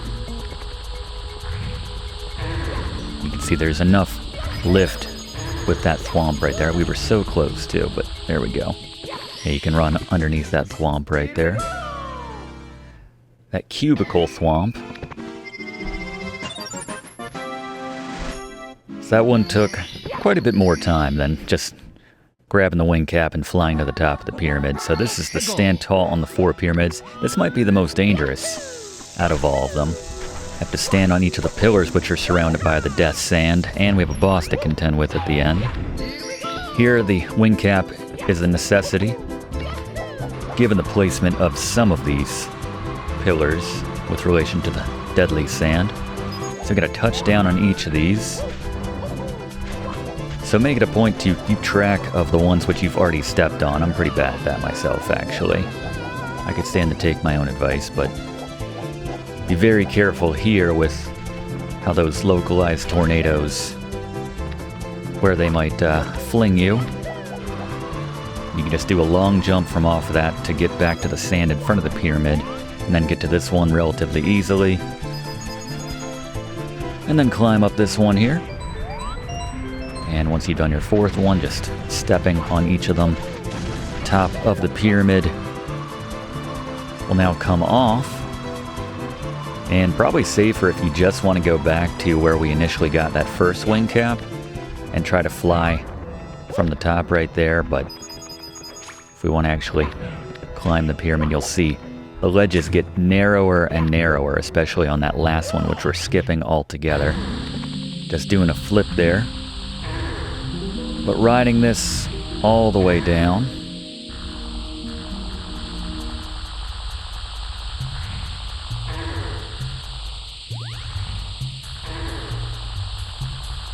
Will lead us to the aforementioned boss. So with tips on this one, here's Gary. Boss beater. Great IROC. 3 hits is the magic number for each of IROC's hands. Stay away from the edge. Those hands like to push you in. If you do start to get pushed, make sure you're ready to react and jump out of the way before it knocks you off of the edge. Otherwise, just dodge the one that's going for you. Do 3 hits on the other one. And then when it's just down to 1, just go ahead and hit him when the eye is open to take him down. Otherwise, just dodge. Make sure you don't get knocked off the side. Thank you, Gary. Yeah, I like this boss battle. Something different. Nintendo's always been pretty good with their bosses. This almost has a Ocarina of Time boss feel. Maybe the kind of like a miniature version of Bongo Bongo, if you remember that boss. Yeah, jump kick is a little faster to get off in my experience, so. But both work equally well, punch or a jump kick right there. Yeah, they make you work for this one. It's a huge range of effort required between the easiest to get and most difficult or frustrating to get stars in this game. And now, unfortunately, we're following this one up with another classically frustrating one. The 8 red coins, free flying, there's a hint right there. The first one is just behind you at the start. Be very careful once you get to it. As you can see, it's basically on a curve of its own, so just grab it and then be careful when you turn around that you don't fall off the edge right there. And this is probably a mistake, but I can't help myself. It's so rare when we get a Koopa shell in this game, so I'm going to use one to try to get some of these red coins without... As soon as you hit one of these walls, it'll be destroyed underneath your feet. Well, that's probably for the best. Alright, can you, Oh, and he took our hat. Again, Fluff's going to be talking about that in just a moment, so we can get our hat back by going to the top of one of these pillars, and the bird will just kind of circle around you. It'll come over to you and just circle around you to taunt you, which I kind of respect, to be honest. So when we don't have our hat, it's kind of like a Samson situation with his hair. When he gets it cut, it's the source of his power. Mario takes twice the damage with every hit, so we do want to get that hat back sooner than later. It's not just a major part of Mario's style, what makes him an icon, but helping to keep him alive as well. It's a special hat, I have to say. It's number 3. So the cannon which we unlocked is just over here. And I don't recommend making that jump, or at least doing it with that limited amount of range right there as we did to get over here, but playing loose is what got us here to this point, so I'm not going to abandon. It's very much our style here on Video Games 101. We've been criticized for it over the years now and then, and just missed it. Coming in a little hot when we have the cannon shot, admittedly. It takes a little bit before we slow down and we can actually have a bit more control over our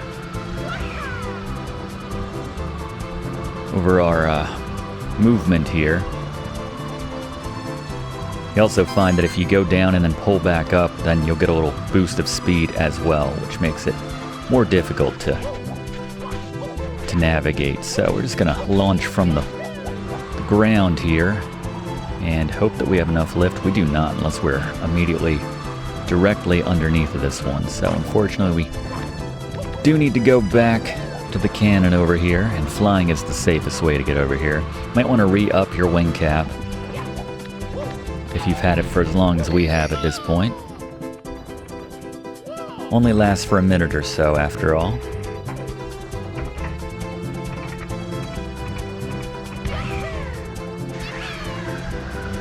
Just calm down, Mario. Calm down. Yeah, it's extremely difficult. We're putting the bird to shame with our movements here.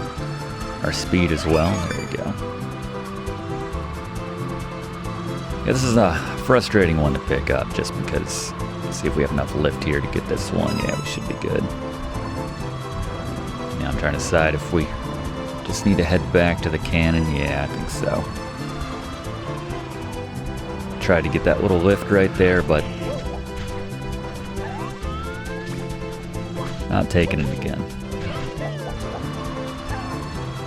Not till Fluff shows us something.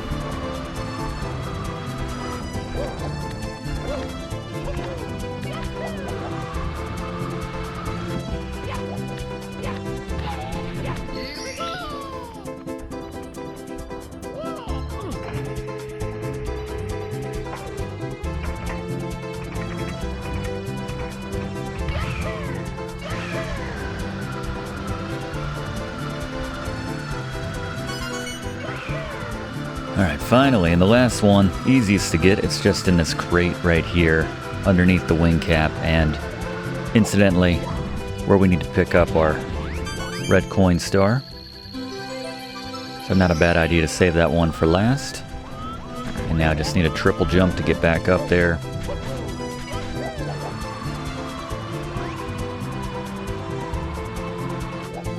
Can't corner that well, alright.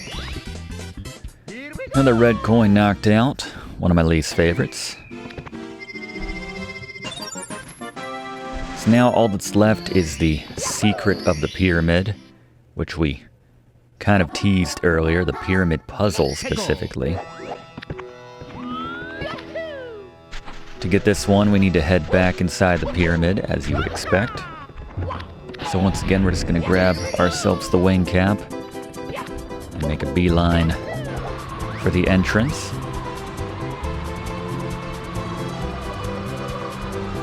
And this time we just need to stand in, I believe it's 5 specific spots inside the pyramid, and you'll know if you stepped in the correct one, as a little number will pop up and you'll get that very pleasing sound effect, which we heard earlier. By the way, you'll get squished if you're in the back side of that. It won't kill you or anything, just gives Mario a Looney Tunes-esque type situation, but alright, so most of it is in the sand.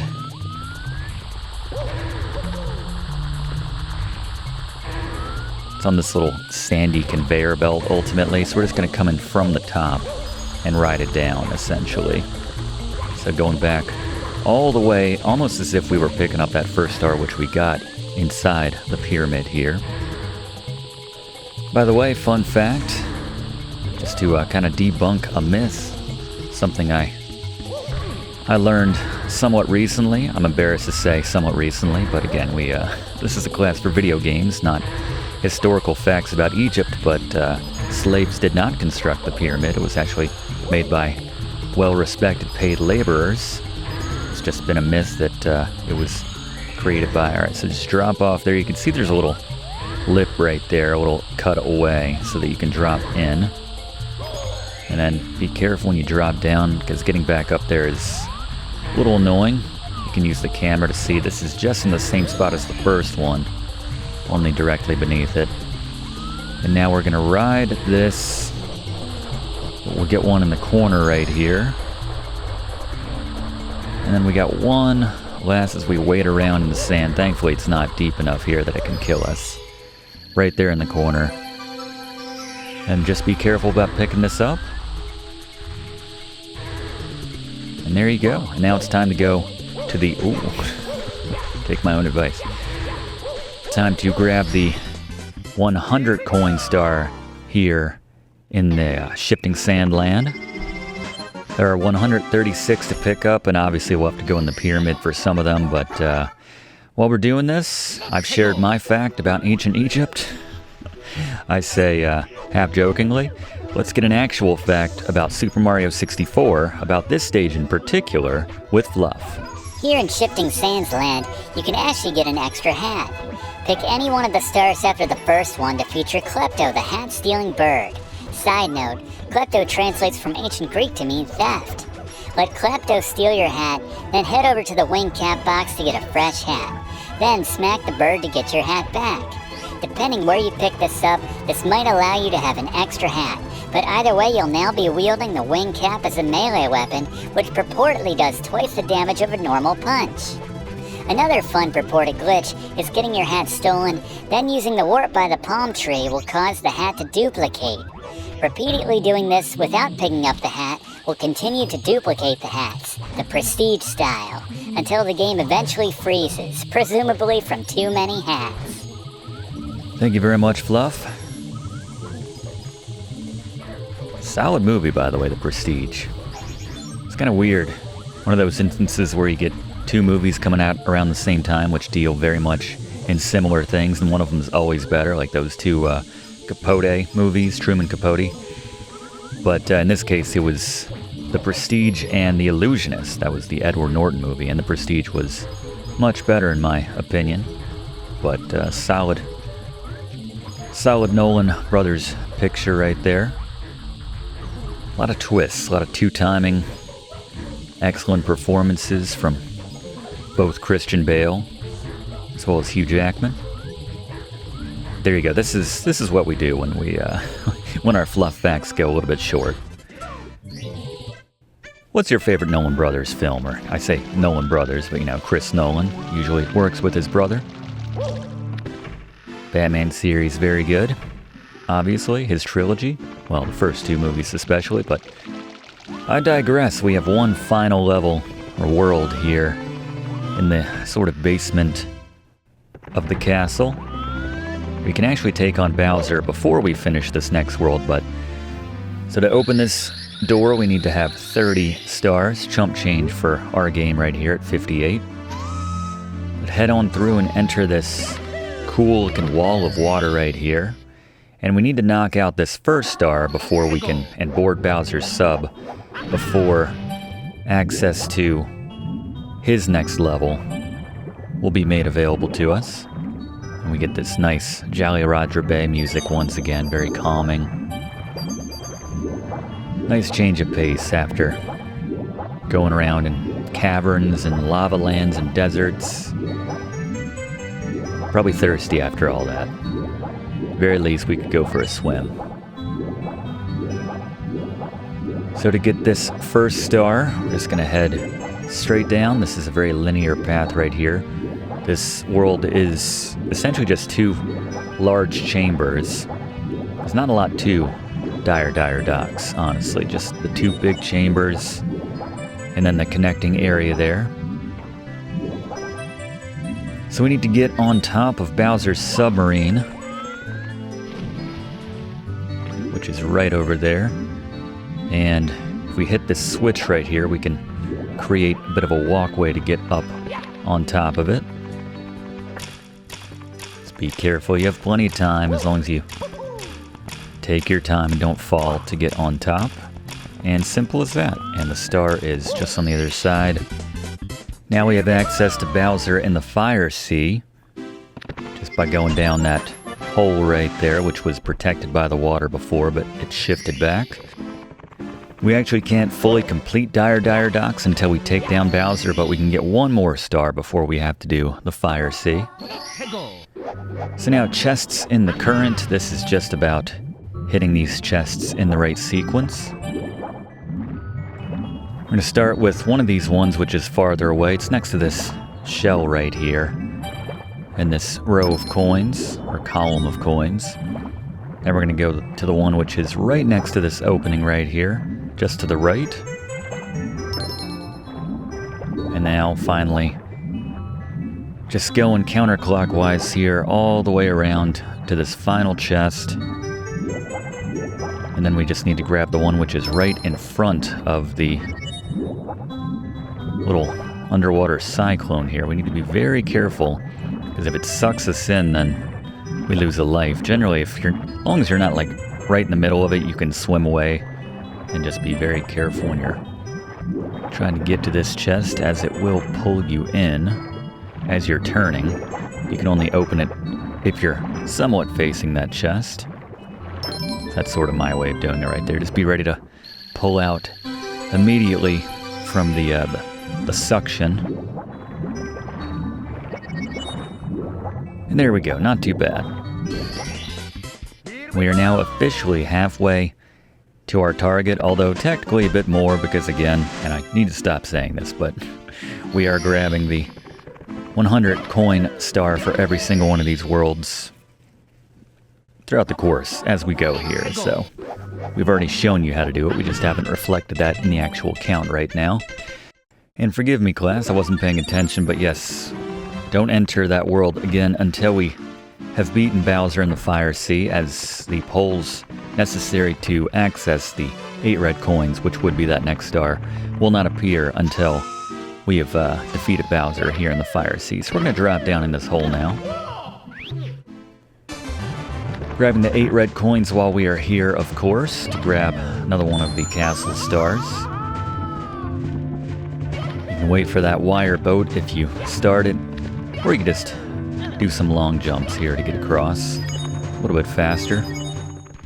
And the lava's not the worst thing in the world. Plenty of coins to get that health back up. Just watch the low ceiling right there. Okay, that was almost the first death.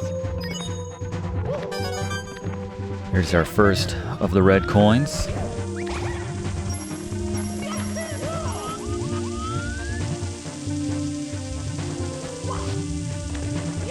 Here's the second right there. You can see another one just over there. You can grab the third one in the corner right there, and a 1-up. But to get this next one, we need to trigger that elevator and then drop straight down, essentially. Just with a little momentum going forward to drop into that red coin right there. Halfway home.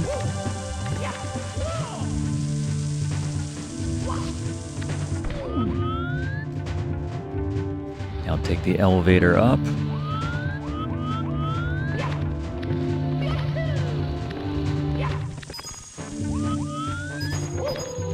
There's one of the bullies here hanging out. These giant kind of Lego looking bricks that you see now and again.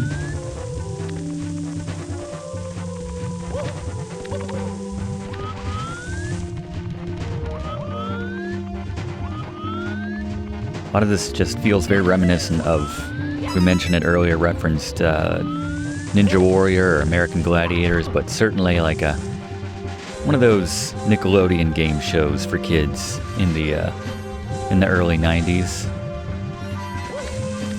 Legends of the Hidden Temple, or a Double Dare maybe.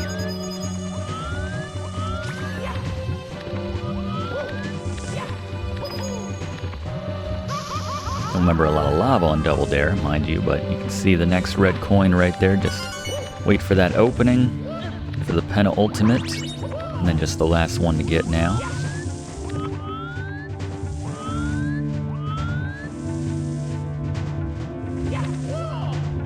see it very clear right there, just waiting for us on the top as we rise back up here.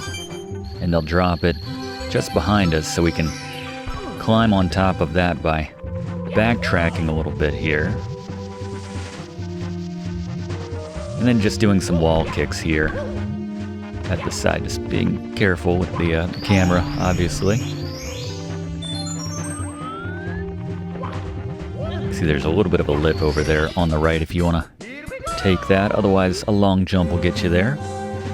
Another power star. Alright, so let's take on Bowser now. For the second time, let's go back to him once again. Gary. Boss beaters. Alright, Bowser the second time. Same strategy as the first.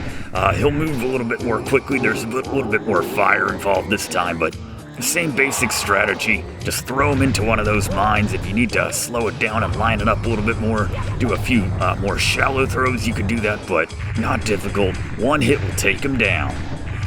Thank you, Gary. The only difference really, besides, you know, the platform moving around and more fire this time, I suppose, if you're not careful at least, is the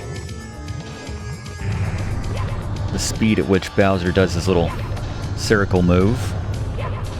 He's very cute. You know, he's meant to be menacing, but he's very cutely animated in this particular Mario entry. We're right up by this one, yeah, a little sloppy. A little sloppy here in the Fire Sea.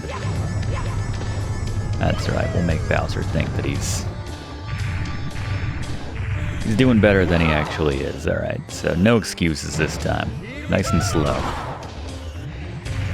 That's sort of that strategy, aside from throwing him off the ledge, but if you just want to inch him closer and closer to the to one of those tethered bombs there, which, why would you put those up, Bowser? I know they kind of bring the room together, but they only hurt you. It's not like he's throwing us into those, but we have our second of the 3 keys. Again, some nice camera work, courtesy of Lakitu. And very importantly for our purposes, we can now access the 8 red coins, the 8 Ed coins here in Dire Docks. Pole jumping for 8 red coins, we need to go to the other chamber where Bowser's sub used to be. And that area has been replaced by some American Ninja Warrior, American Gladiator type pole jumping, as the title suggests.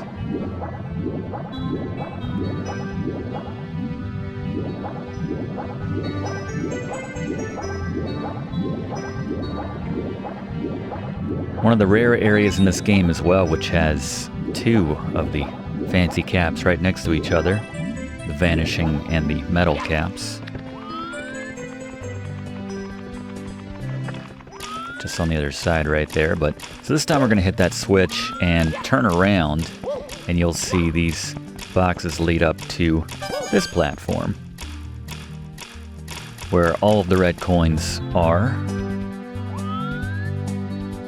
So the key here is just to make sure that you have the camera straightened, you're lining up your jumps. Here we just need to shimmy up and down the pole as necessary to get all the red coins.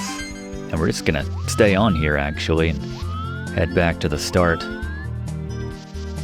That's not the difficult part. The difficult part is transitioning between the poles, as we need to make these jumps, thankfully just over water, not lava in this case, but still can be a little tricky, mostly on account of the camera work, which admittedly I was just praising by Lakitu, but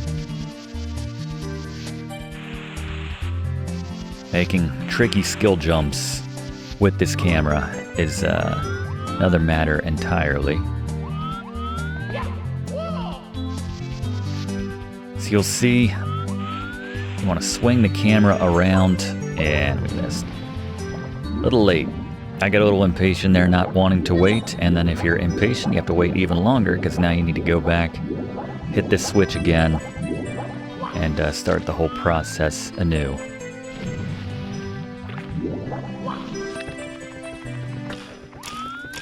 Like that the box just kind of lead to nothing right there. Like the escalator in Springfield, if I can make a 90s reference, I feel like this is the time.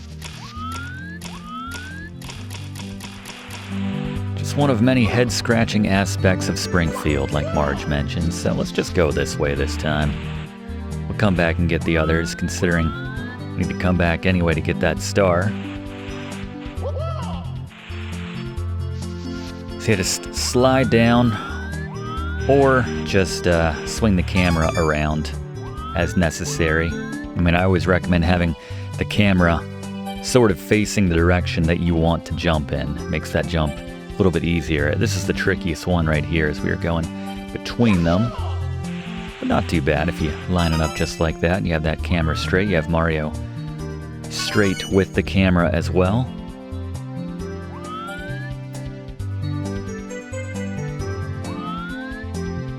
Now they've gotten a little out of sync, so that was a tricky jump right there. It wouldn't have been the end of the world had we needed to come back and start the process anew, but it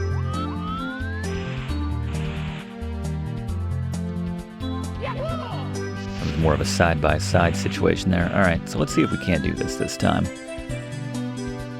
My white whale, seemingly, when it comes to the red coins here, in that we dropped off that one time. So yeah. Line it up that way, make sure Mario is more or less straight with the camera. Do the opposite on this side, take your time, be patient.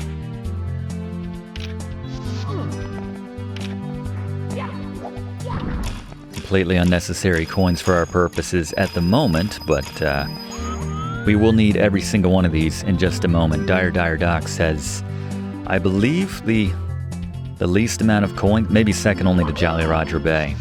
I think it's 106 here at Dire Docs. I'm not sure what why coins are so hard to come by in these water levels. If that's the case now, it's just a matter of, do we want to ride this back or we just want to dive straight into the water? We'll try taking this back. We'll be a little loose with it, so it's not the end of the world if we drop in the water, but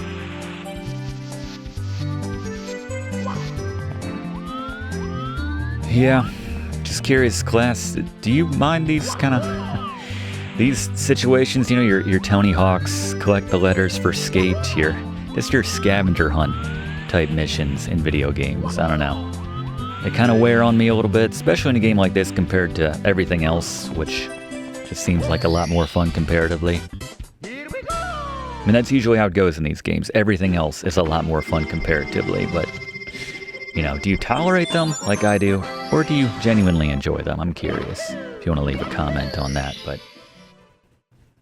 And maybe an extension of that as we get a bit of an easier one here. We will need that aforementioned Metal Mario cap to grab this one through the jet stream. But as an extension of that question, be curious what your least favorite scavenger hunt quest in any video game is. I'd have to put some thought into that, but yeah, you certainly can't compare this to the worst when it comes to just collecting 8 red coins. Even in the worst of stages, like this one right here, but... So this is a 2-part thing right here. You won't see a star right away. To trigger the star, make it appear, you just need to basically post up above the currents coming out here and just let them circle you rather than trying to swim into them. I find that's more trouble than it's worth, so let them go around you while you stay stationary in the water, and then come up for some air/health. And then grab yourself the Metal Mario cap. They put the vanishing right next door, like you would need that to get the metal cap, but it's not the case. We're gonna do it just the same. Stack up those caps like Blaze mentioned. Well, where did that go? Let's see if we can't find that. This takes me back to my days at the YMCA. Yeah, it's gone. At the YMCA, taking swim lessons, they would drop those weighted wands down into the water. You have to go down and pick them up. Let's not get cute this time. Let's just go for the Metal Mario cap. And yeah, a long jump can help give you a little extra momentum because it's just very slow all movement, no matter which direction you're going there, but plenty of time to walk over through the jet stream and pick up that star right there. Much nicer compared to what we just went through. We'll dive right back in, or launch right back in as the case may be. We're about to dive. The Manta Ray's Rewards. This is very similar to what we just did, only this time we need to swim through the rings.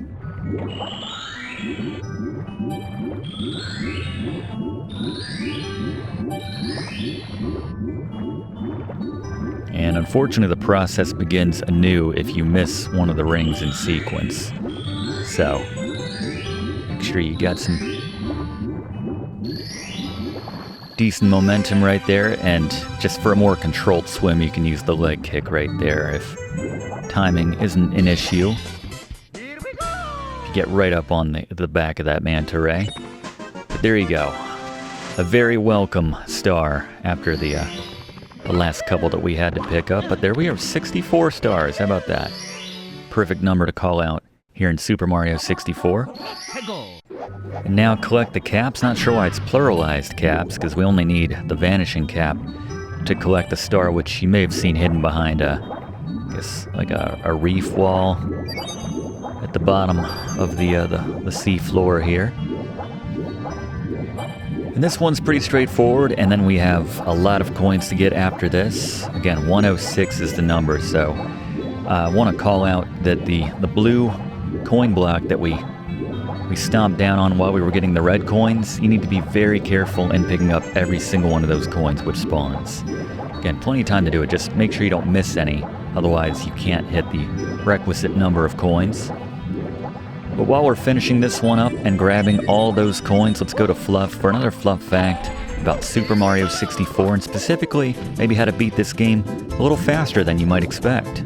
While 70 is the intended minimum number of stars it takes to complete this game, there's a glitchy way to beat the game with only 16. Collect 15 stars, beat Bowser the first time to get the key, then head down to the basement. At 15 stars, Mips, the cute little rabbit I talked about earlier, will appear. Grab him as usual with the method the professor mentioned. You can skip the star, by the way, unless you want to beat the game with 17 stars. Then take him to the wooden door which leads back toward Bowser in the Dark World. Place Mips at the right corner of the wooden door like we show, and Mario will glitch into the door. Note that it might take a lot of tries to get this to work, especially if it's your first time trying it. Once you're inside the door, hold Z to crouch and turn to face Mips. It's essential that you crouch while turning, otherwise Mario will open or walk through the door. After you're facing Mips, stand up and grab him, placing him on the other side of the door. Take him to the 30-star door and walk into the corner, and you should glitch through, leaving Mips on the other side. Here, complete the first star in Dire Docks to gain access to the Fire Sea and beat Bowser to get the upstairs key. At this point, you need to use repeated backwards long jumps on the staircase leading up to the top floor of the castle. Get the rhythm and timing just right on the jumps while holding Z and moving backwards, and you can build up enough speed to glitch through the 50-star door. At this point, it's just about applying the same trick to Bowser's never-ending staircase that normally requires 70 stars. And just like that, you're at the top and ready to enter and face Bowser that final time and complete this game with just 16 stars.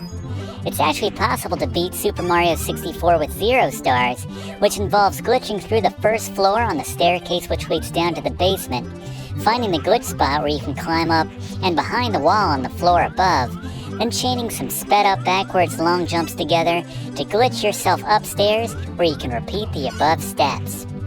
The behind the wall backwards long jumps are extremely difficult to pull off, given the limited space you have to work with, to the point that I couldn't even do them myself after going at it for 20 frustrating minutes or so before I gave up, knowing I had other classes to plan for, but for what it's worth, it's a thing. No one's faulting you one bit. Thank you very much, Fluff. Yeah, right there you could jump if you hug the side of the stairs like Fluff showed in that clip. You'll note that as we use the key right here to head upstairs for the first time, that we had to cut ahead within our own sped up clip there to find those last few coins and Dire Docks that I missed.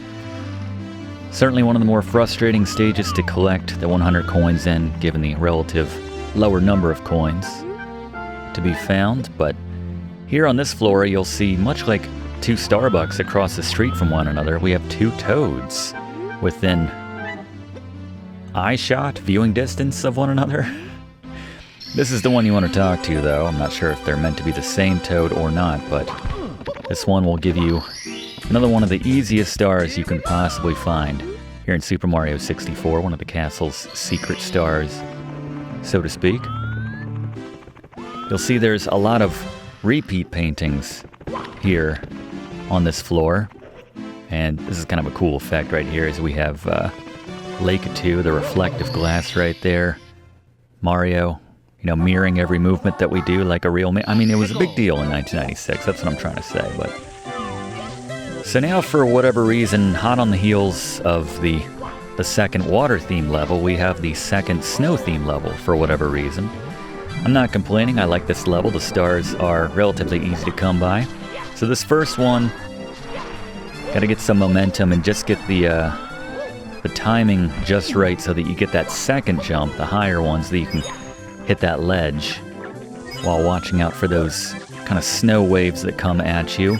And this requires some patience and some decent reaction speed as well.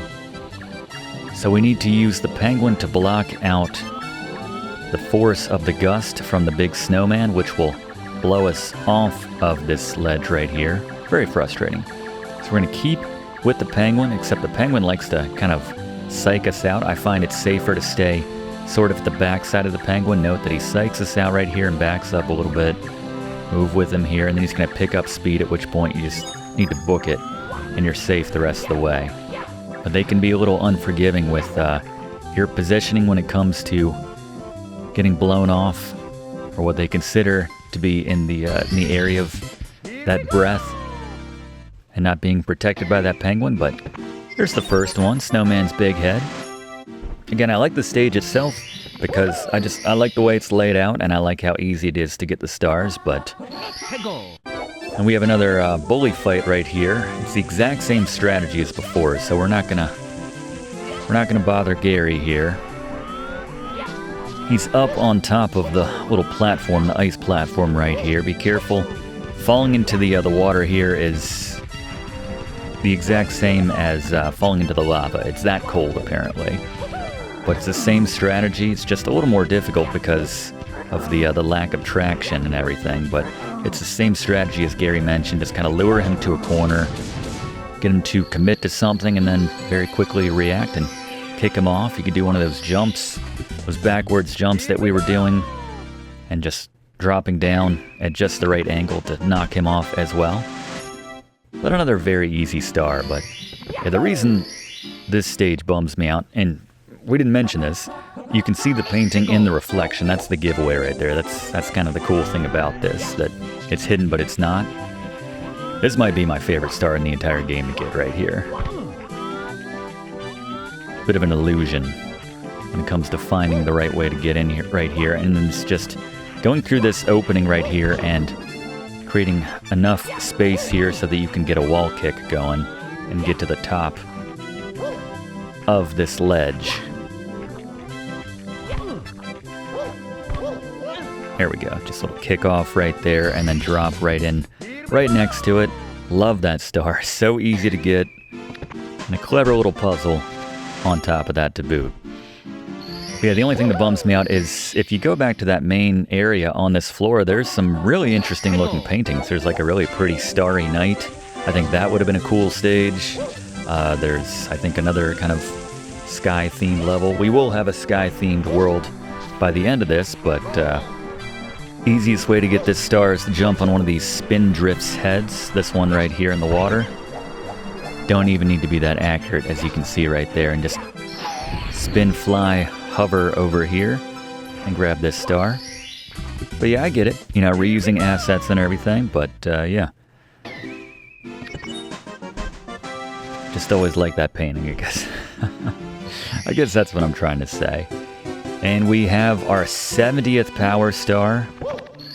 I always forget the game refers to them as power stars at some point, but shell shredding for red coins. This one is one of the best ones to get when it comes to the red coins. You can see there are a lot of them underneath where we were battling with the big bully. So once again, we're going to hit the spin drift, float over here, and in the chest, or the block, which is next to the one where we found the star, you'll find a shell.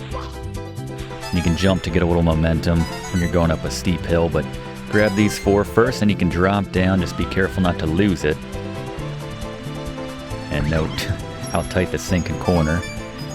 Grab that one there, and then you'll find a couple hidden underneath our battlefield with the big bully.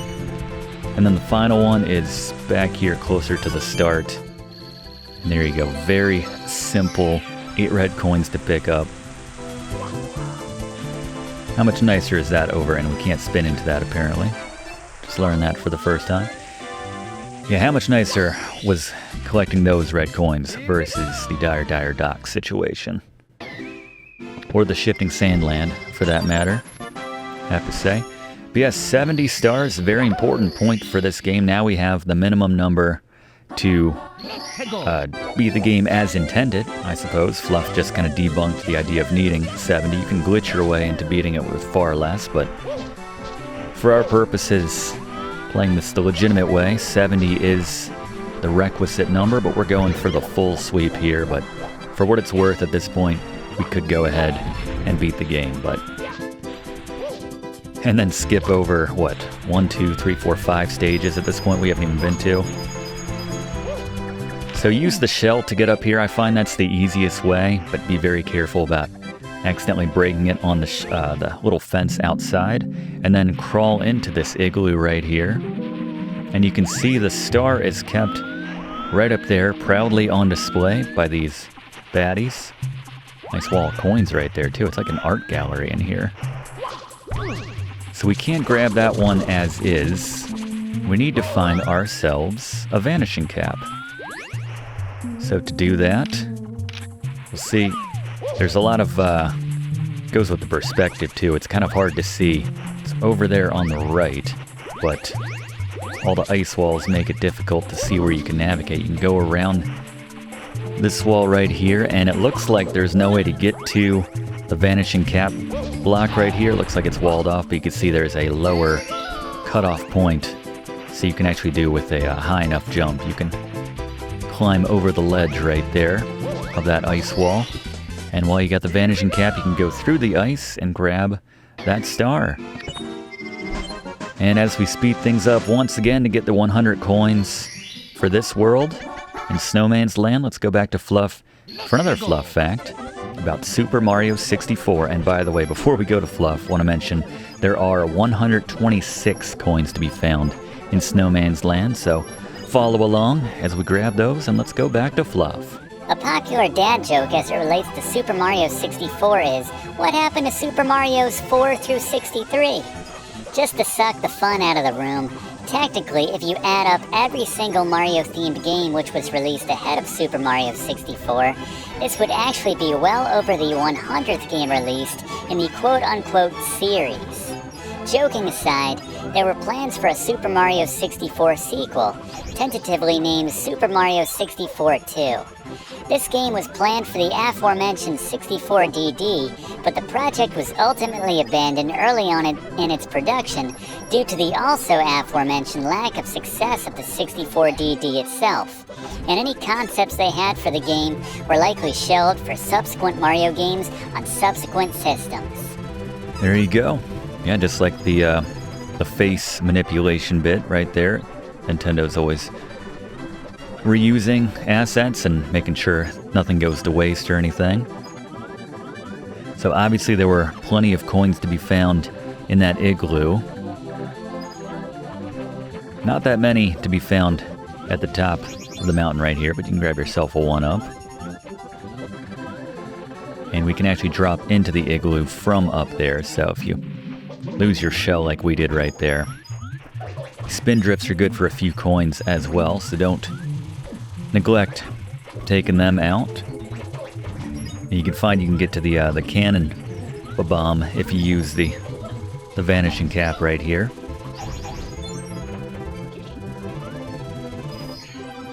But most importantly, we can grab the remaining coins necessary for that 100 right there in that very cool looking block of ice. But yeah, right there, the starry night right there and just the straight up clouds. That'd be a good painting for the final world, which we have a ways to get to. But right now it's time for wet dry world. So we can control the level of the water, the height of the water, through two different ways. One, in the level itself, by hitting these pyramid-looking things to basically raise or lower the level of the water to the same level that the pyramid mechanism is on itself. And also, very importantly, as we are very careful to ride these little blocks across right here to get to this first star. And we're about to get hit. We are. Oh god. Alright, there we go. That's the worst. That's why they put it there, to be the worst. But yes, we can also control the level of the water by how high or low we jump into the painting each time. So this is going to be around mid-level, a little bit higher up. If you do a backflip just away from the entrance to the painting, you can have the water as high as it can possibly go, which is actually necessary to access some of the later stars in a different part of the wet dry world altogether, actually. Got an enemy here called a Chukya, the purple Bob-Omb looking guy. Just spins around and tries to grab you. It's not unlike our battle with the big Bob-Omb back in the first world, but yeah, you just gotta get behind them and give them a toss before they can pick you up and toss you, and they will explode and leave you some coins for future reference.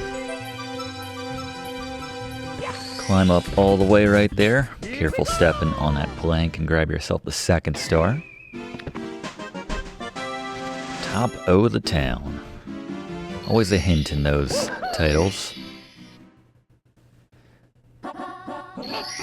Secret in the shallows and the sky. So, in this case, we have to find, not unlike when we did the pyramid, finding the secrets in there. This time we need to lower the water all the way down. Again, you can just kind of jump shallow right outside the painting as you go inside, and you'll start with the water being all the way down. But drop it all the way.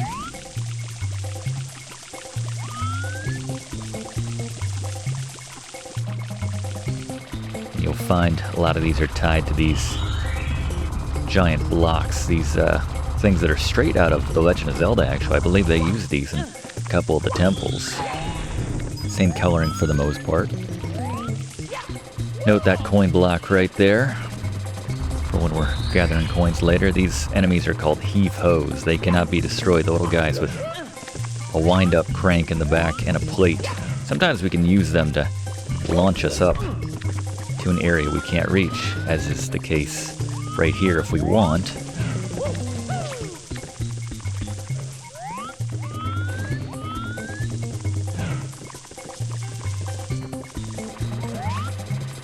It only hurts you if you drop down on a lower level. So in this case, well, this is going to hurt right here as we get up. The heave-ho launches up in the air.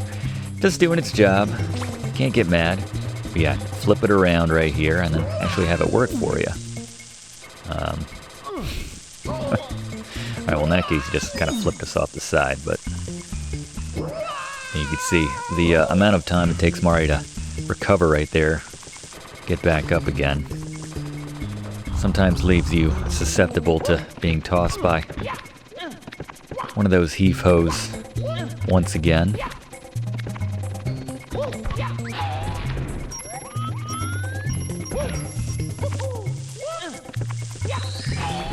There's the fourth one right there. And they said secrets in the shallows and the sky. So you can imagine this last one is going to be all the way up.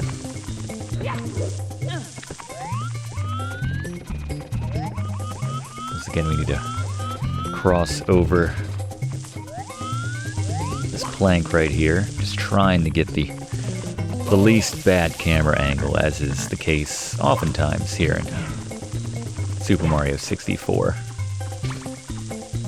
There's also a switch just next to this cage on the top side of this building to the left there. If you hit that, it creates some boxes and you can climb up to get to that last box right there.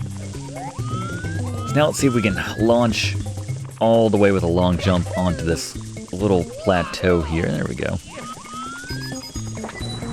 And the star is just to the left here. Just even when he has the room, Lakitu refuses to do a full 360 around Mario. He's got that 359 degree angle turn radius right there, so eventually hits that wall.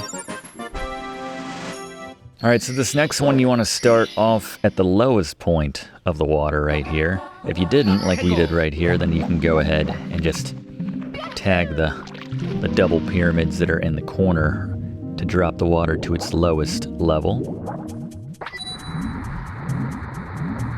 We're gonna knock this box out of the way first. This will save us some time.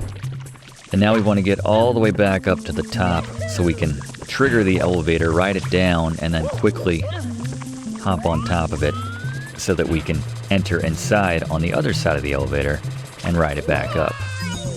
Hopefully we can recover before the other heave-ho. Just got such a mischievous grin on its face right there. You can see right here, if we hit this, this gives us the stairs up that I referenced with that last star. So now we want to ride this down and then probably drop off to save yourself some time and then quickly run in and do a wall kick here to position yourself back on the elevator before it rides back up. You can see you can't raise the water all the way up here and expect to be able to get that star because the elevator then creates a seal. So that's how you grab that one right there. And now for these final two stars of the normal variety here in Wet Dry World, I think it's time to see the rest of the stage. I'm gonna go downtown this time. And actually we need to do the water at the highest level, so that was my mistake once again. So we'll do a backflip just away from the entrance of the painting. And it's not gonna be all the way at the top, but it's gonna be high enough for the game's purposes to max out that water level. You could do a backflip or you could do a double jump. Either way, it's gonna max out that water level, as you can see right here. Pretty cool effect, actually.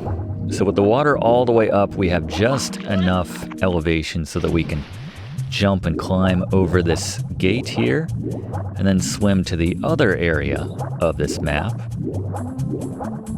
the downtown section.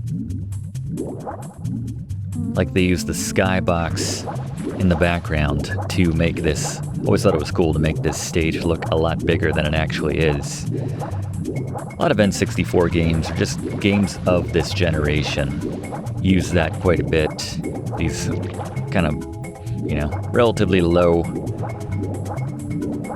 fidelity type looking resolution photos or artwork for the back to make it seem like there's all this stuff going on in the distance in the horizon.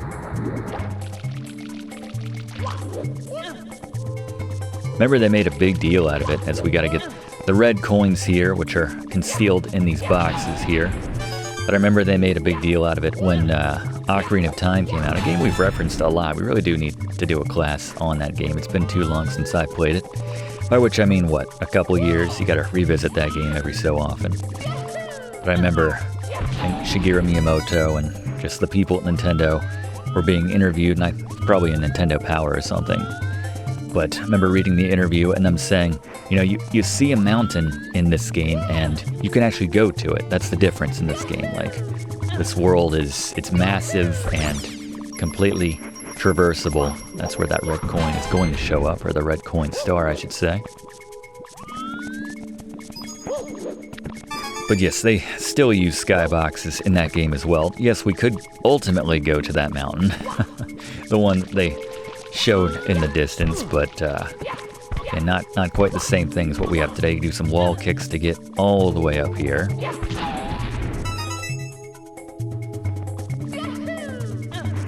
The 6th red coin, the 7th red coin, and we're just missing one more. Not the worst of the red coin stars, I have to say, because it's all in a relatively contained area here.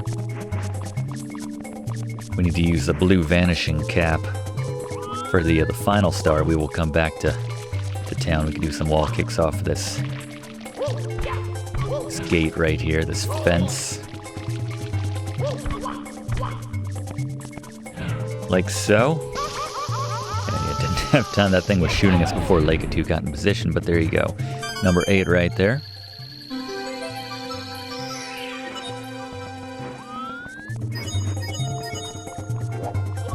Yeah, that was porn for me as a kid. Just reading about the next big game on the N64. Unrivaled giddiness when it comes to anticipating video games, which, yeah, I have not felt since. As is the case, you know, those seminal years when you are a kid. But we want to go back to town for this one, so we want to go as high as possible when we enter the painting. Again, you can just do a backflip. Don't have to worry about lining up any jumps, because then you always run the risk, of course, of coming up a little bit short in that case. So a backflip will work just fine, just away from the entrance to the painting.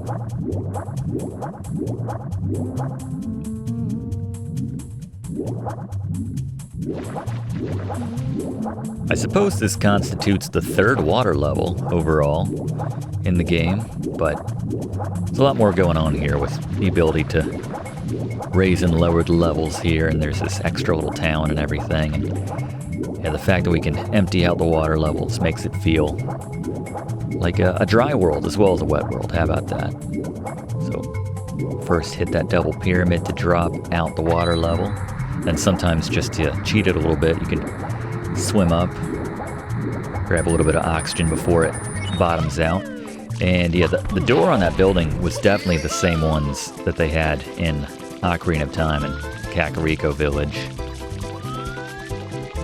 Go through this wall with it, and ultimately we just want to go through this fence right here. And there's another cap in here if you decide, oh wait, I didn't actually mean to come in here, so you can exit, but we want to wait for this one to wear off, so that now that we can actually do wall kicks between these two surfaces here, and then climb up and get ourselves the final of the normal stars here in Wet Dry World. So you know the drill now. We're going to enter back in and grab all the coins. This one has 152 to be found, so this one shouldn't take you too long. Think back to some of the coins that we showed throughout the course of the different stars we collected, but as we're doing this, starting out in downtown, which I recommend before you head back the other way, let's go back to Fluff for a Fluff fact about said Skybox. Here in Wet Dry World, Fluff, what can you tell us? The Skybox for this Wet Dry World features the horizon of an actual town to make the level appear larger in scope than it actually is. For years, this was long believed to have been a stock photo of the hillside town of Caceres, Spain, until it was confirmed to actually be a composite of altered photos of the desert town of Shivim, Yemen, which does feature a mountainous horizon. The one exception to this is Cairo, Egypt's Muhammad Ali Mosque, which stands out in the back of the skyline, complete with its 2 prominent towers. Thank you, Fluff. Yeah, I think that's kind of crazy that it took everyone that long to figure out what the image actually was of, you know? It can be deceiving, I get that, but yeah, I mean, it's not the first case where it's taken a very long time for everyone to figure out sort of a secret, for lack of a better, when it comes to one of these games. I'm thinking back to, I think it was our class on Super Punch-Out when it was discovered some 30 years after the game came out that there was a 2-player mode. It was kind of tucked away, maybe part of a debugging mode or something like that, but whatever it was, there's a Metal Mario up here for what it's worth. But yeah, at this point we just want to grab ourselves the vanishing cap and head back. But yeah, you want to start out with the water level high here in Wet Dry World so that you can access downtown. But as I said, there are, 152 coins to be found. So yeah, you can find most, if not all, in the normal part of town. It's just a bit of a slog if you're trying to find each and every single coin. So kind of nice to have the 40 plus that we could grab downtown as well to add to that total. And there's that blue coin box right there that we can hit, so let's just empty out the water. We can finish on that. Very generous. I think there's 6 of those or so get 30 coins being kept right there. Alright, and with the star wipe, we are back in present time, heading to Tall Mountain. Earlier we had Cool Mountain, now we have Tall Mountain. The major danger here on Tall Mountain is obviously falling off the edge of said mountain. Getting those red coins is especially quite precarious. Got some Monty moles here making another appearance. If you jump on them multiple times, then they will yield a 1-up for what it's worth, or the same mole. Monkey. Nintendo loves their monkeys as well, don't they? This is fun right here. We didn't get to really do this in the lava stage. We just flew over to that star, but yeah, just run against the side. I don't recommend doing a ground pound on the rolling log right there, but yeah, just get decently deep on one side and just run back toward the middle to make it move in the direction you want right there. We're going all the way to the top of the mountain. Love to do a nice long jump right here to get across. You can actually jump into the side of the mountain right there to access a secret slide, which we'll check out a little bit later. Note that the grass right there, the weeds kind of pull you down. This is where you want to keep it in first gear. We're making full use of the different speeds, which are tied to the different degrees to which we're pushing that stick there. But we have ascended the Tall Mountain at the very peak. Get a nice pan out right there. First star knocked out. Head back in. One of the smallest paintings that we enter in the entire game. Might be the smallest. Now the mystery of the monkey cage. I was trying to think of monkeys in other Nintendo games. Not named Donkey Kong. Monkey Kong, Donkey Kong. We have Kiki the monkey, obviously, in Link to the Past. A game which we did a sizable, in-depth walkthrough on here on Video Games 101, so you can check that out with all of our classes via the link to the playlist in the description. So the monkey right there, alright, well that's dangerous. Thankfully, if you're up at the top, the mountain gets a little bit more narrow the higher that you scale, so for the most part, there's generally some mountain you can fall on if you do drop in from the top. Right there, not so much, so put on the brakes right there. So with the title of this star, you might think we need to talk to this monkey right here. We're actually going to go to the top. That monkey means to steal our hat, which is not a good time. So instead, see a star down there in the distance. We'll be working on that one eventually. But for now, we are scaling all the way back to the top of the mountain once again. Not sure where those cannonballs are dropping in from.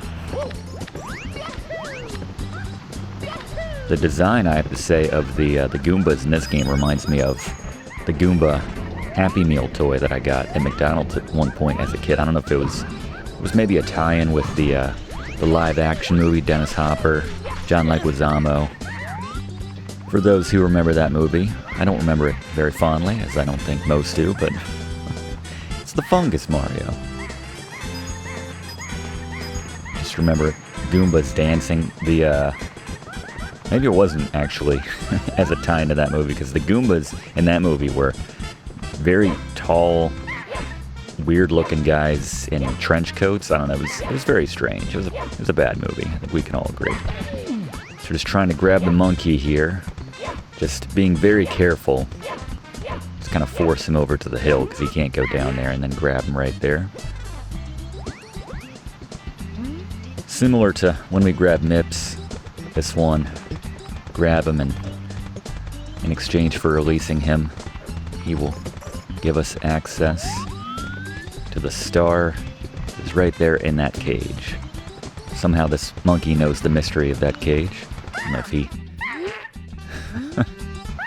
Yeah? It's a nice move. Are you going to give me that star, though? There you go. So he rides it all the way down, so we can just hop off here. Down into the water below.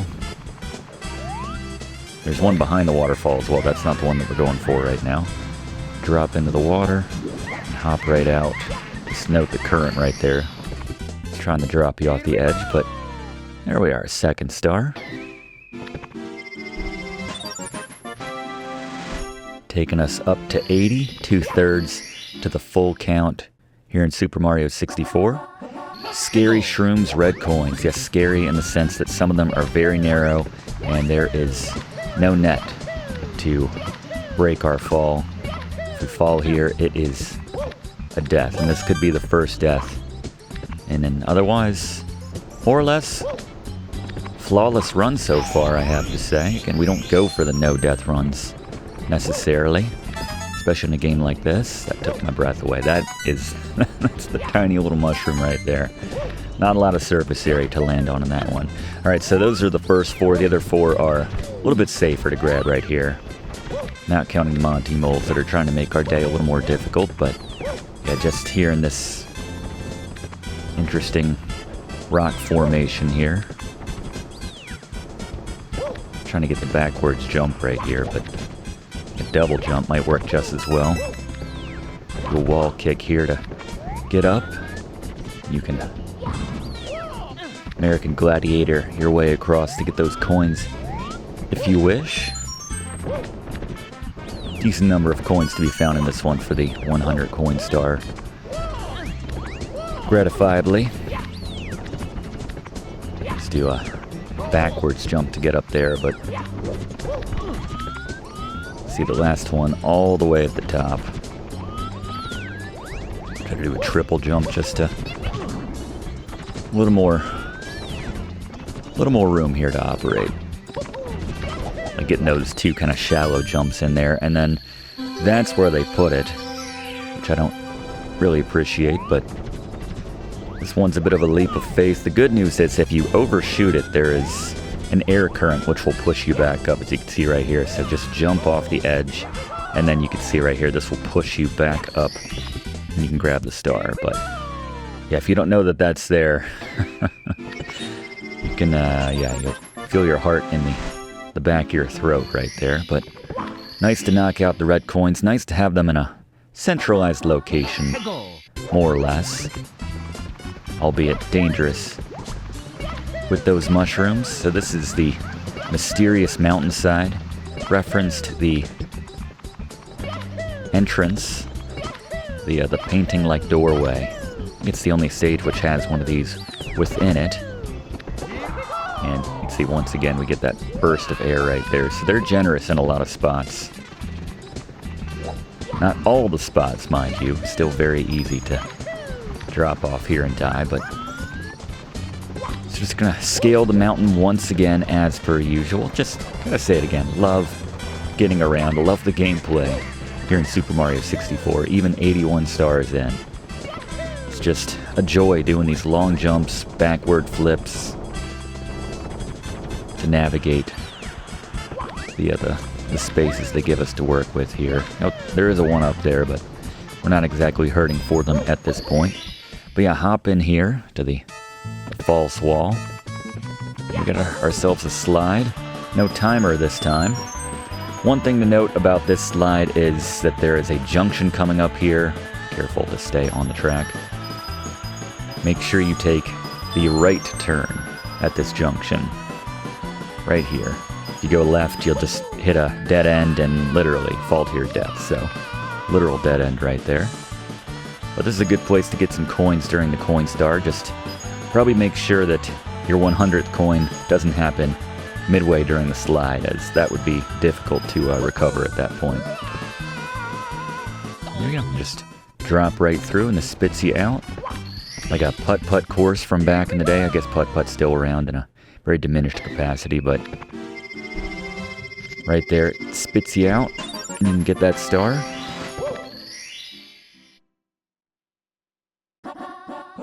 Let's go.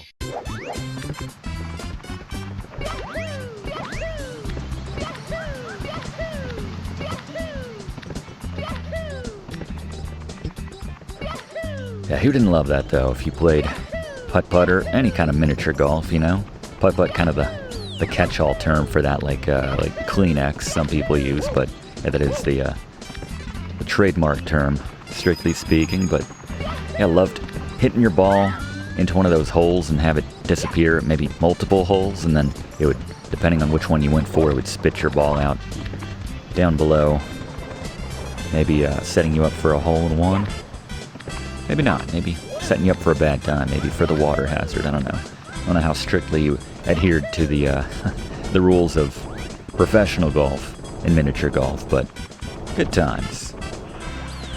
Not nearly enough miniature golf, I think, these days. This is the kind of banter that you get into 82 stars into Super Mario 64, but I always think to myself as we go for this 5th star here, can't help but think that the upkeep for a miniature golf course must be really low, so I don't understand why these things keep going out of business or why they're just not around like they used to be. But yeah, hit that switch and then you just jump from that bridge. You don't even need the platform, to be honest, but it certainly helps. Just do a nice little dive, just like we showed right there. Don't go too high or you'll bounce off the rock above it. So this is Blast Off to the Lonely Mushroom, kind of suggesting that there is a cannon involved in this one. But just to finish that thought, because I know you care about these thoughts on miniature golf. But yeah, I mean, you know, once you make the course, it's not like you gotta hire a greenskeeper per se. Just pick up some dead leaves off the course every now and then, and I think you're good to go. You buy the balls, you buy the clubs, people just keep reusing them. Don't understand it. Just seems like a money-making gold mine, but what do I know about it? So it says blast off, but you can just as easily launch from that log, like so. That's my preferred way of doing it. And there you go. And once again, let's bring in Fluff for another Fluff Fact as we show you how to grab the relatively generous 137 coins to be found here on Tall Tall Mountain. But Fluff, what do you got for us? Super Mario 64 is the first game in the Mario series which truly established Mario's trademark high-pitched and excitable Italian voice from Charles Martinet.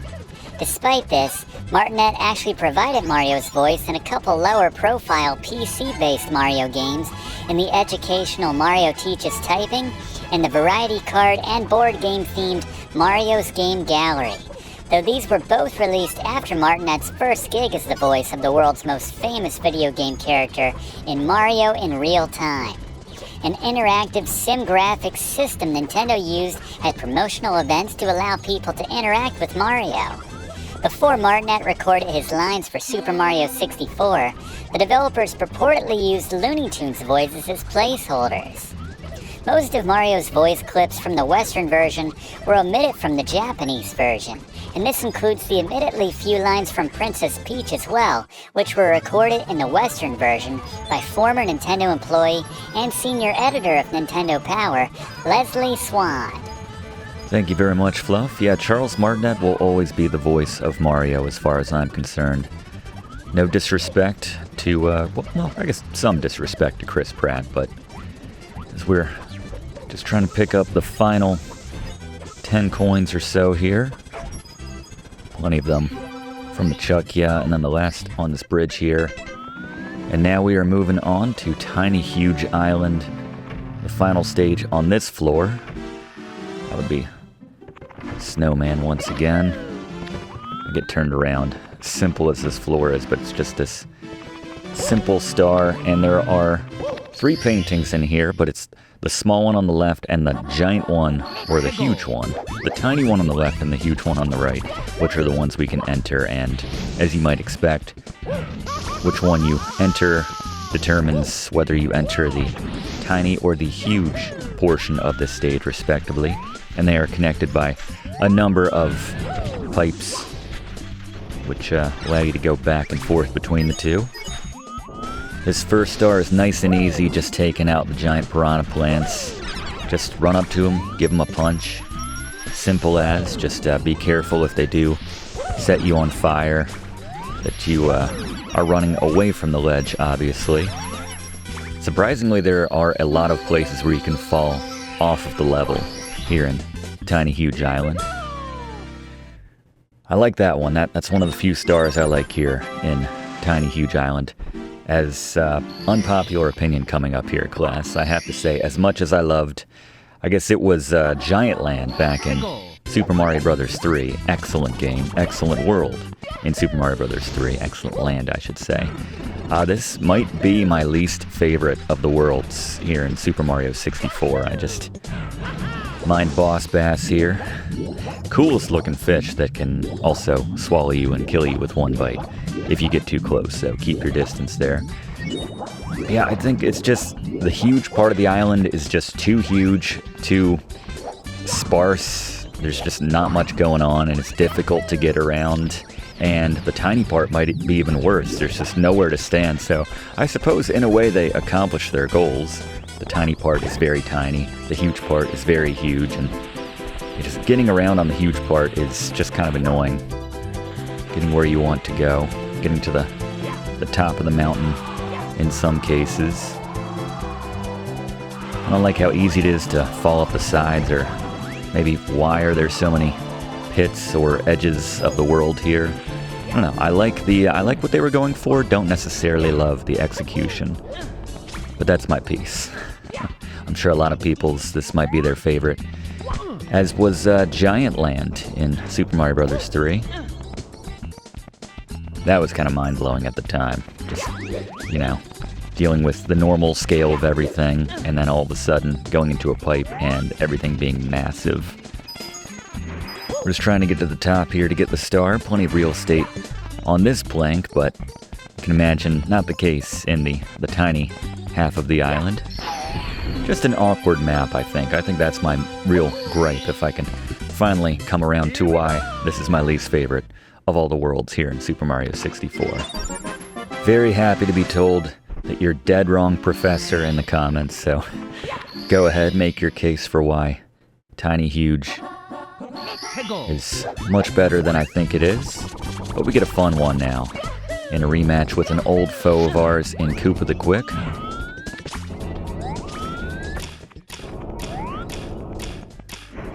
There's a tiny little island out there with a little warp in the edge of it. Yeah, you could see, I think the tiny part is even worse than the huge part. You have so little surface area to navigate. Not great for someone like myself who absolutely loves and thrives on the long jumps. I didn't do myself any favors by entering in the smaller half of the stage at the start to meet Koopa the Quick. I will fully acknowledge that. Thanks for the hop up right there, Shy Guy. Spinning Shy Guy.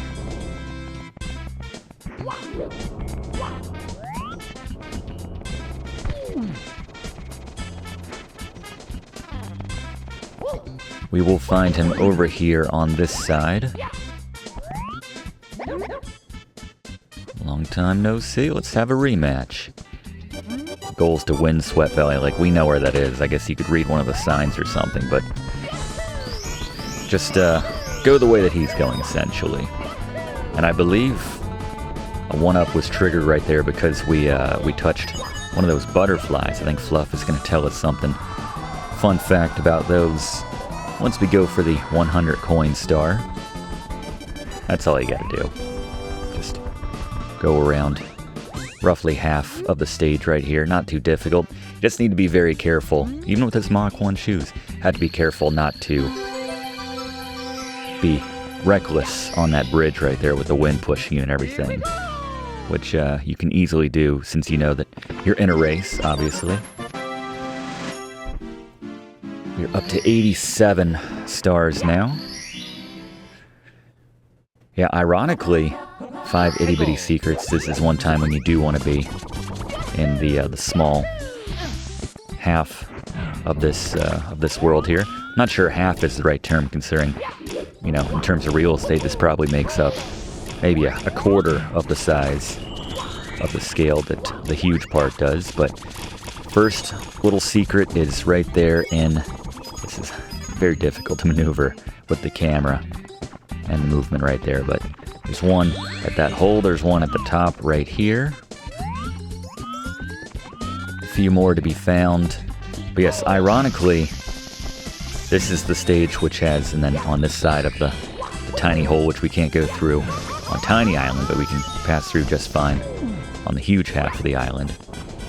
You can see tiny little Koopa right there. He gets supersized comparatively when we were racing him.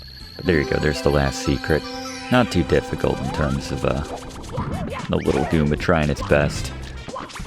But yeah, I think there's 181 coins, I want to say, all total here in Tiny Huge Island. So far and away the most coins to be found out of all of the worlds here in Super Mario 64. But yeah, you wouldn't know it based on, at least my experience, how difficult it is to get all of them without dying.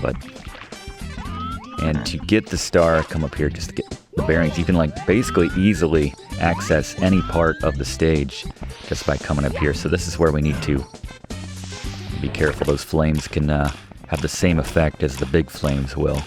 Have you running off the edge if you're not careful. But yeah, hit that switch right there. Take the boxes over and get that star. Alright, so this time we want to probably be better if we start in the huge island, because we need to, you might note that we haven't seen any red coins yet.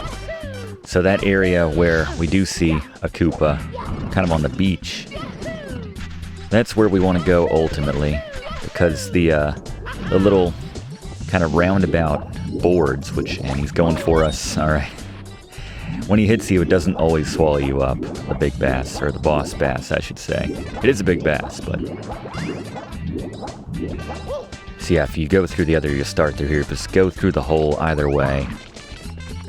And then, if we take said Koopa shell, and we ride it up this hill right here, which is too steep for us to jump up, but we can ride this up, just use jumps to get the momentum, as he's desperately trying to get his shell back, his home, and we just destroy it right in front of him, leaving him in his t-shirt and boxers right there. But yeah, head inside here by taking this little plank bridge, and be very careful when you come inside, because you can see it's a very narrow walkway, and Lakitu, as usual, not doing you any favors.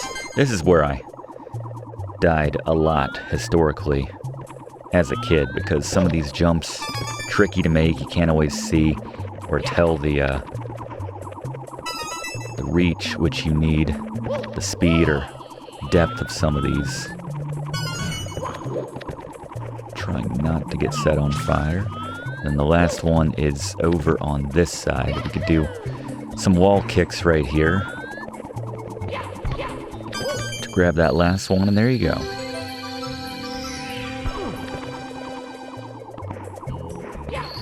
Another self-contained red coin star, so I do appreciate that, Tiny Huge Island. And this last one is going to require us to visit both Tiny and Huge Island. And we've been doing that for most of these anyway, but this one, we start out in Tiny Island, and we go to the top of that, I guess, mountain, if you want to call it, that little bit of water at the top of the mountain. So we'll just... There is a gap right there. Keep teasing it, that first death. gonna go to the top right here. We could do like a backwards jump to maybe make that from that side, but so hop up here and do a ground pound in the water to drain that out. And now you just want to hop inside the pipe and then climb right back to where we just emptied that out. And now we'll find an opening. You could kind of see the small opening in Tiny Island, but obviously we were too large to fit through there. It's interesting how Lakitu always insists on swinging that camera around there, making it very difficult for us, but do at least one long jump from the bottom there to give yourself some momentum, then you just use your remaining momentum to jump the rest of the way up there. And we find ourselves in Wiggler's domain here at the top of the mountain. So with tips on taking down Wiggler, let's go to Gary. Boss beaters. Right, Wiggler. The strategy is very similar to the Big Boo. In this case, we just want to get in front of him so he's charging at us, and then use one of those quick low-to-the-ground ground pounds to do damage as soon as his head comes in contact with you. Do this 2 more times, you'll take him down. Thank you, Gary. Yeah, that's an apt comparison. Same strategy as we used on the Big Boo. Only difference is you don't need to look away from Wiggler when you do the ground pound.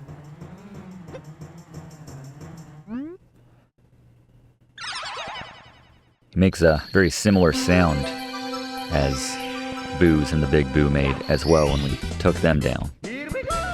Might be the same sound effect actually, but anyway. Alright, so as I mentioned, this is one of my least favorite of all the coin stars to collect. I think the exact number is 191 coins, so almost a full double the amount of, I think it was Jolly Roger Bay, which just had 104, so plenty of coins spread out between the two worlds, almost 100 in each of them, you would think. Well, I'm not sure what the exact math breaks down to between the two. I like to start with the red coins because, as I said, this is a place where I normally will die. Plus, you do have a couple of the blue coins right here. Just mind the flames, but yeah, you can grab onto that grid above you and use that. But yeah, while we're struggling to come up with 100 coins, again, probably better strategies. This might be the one where I say, hey, if you've got tips on this, or if you have an area which you swear by, please let me know. This is one of the few areas where I will happily wave the white flag when it comes to this game. We see the butterflies there again. I know I teased Fluff giving us a fun fact about the butterflies here in Super Mario 64. By the way, the Koopa Troopas are good for a 5 spot, so nice source right there. But I think we'll put that one on hold and instead bring Fluff in to talk about the next stage, Tick-Tock Clock, one of my favorite levels, and how we can control the speed of the level by, well, Fluff, how about you tell us? The speed of the tick-tock clock is directly tied to the time displayed on the face of the clock when you enter the level. Specifically, the mechanics inside the clock will be slowed if you enter at 3. It will be fast if you enter at 9, and the speed will be random if you enter at 6. And it will be stopped altogether if you enter at 12. Collecting the various stars in the level can be made more difficult by entering the clock at the right time, as the professor will mention. That's right, thank you very much, Fluff. So, after we grabbed the coin star from Tiny Huge Island, it's time to finally head upstairs. Now I just think about doing the backwards long jumps to kind of hack this door right here, but once you've got 50 stars, you can open that door right there. Talk to Toad in the corner here for the final freebie, which he's going to hand out of the 3. With a very easy castle star to be found right there. Stack that up compared to some of the silliness we just got into at Tiny Huge Island. We now have another considerably more difficult castle star to grab here in Wing Mario Over the Rainbow, so climb up there and do a long jump from that little platform area. Grab yourself the wing cap when you come on inside, and so we have 8 red coins to be found here. We saw the cannon. There are a few instances where we can re-up our wing cap as necessary. A lot of these red coins will be found on these floating cloud platforms. Others will be found in just transparent clouds, which, well, partially transparent. Ones which you fly right through rather than stepping on. And the cannon is at the bottom, thankfully, so we can launch back up to the top. So let's talk to him and then re-up our wing cap right here.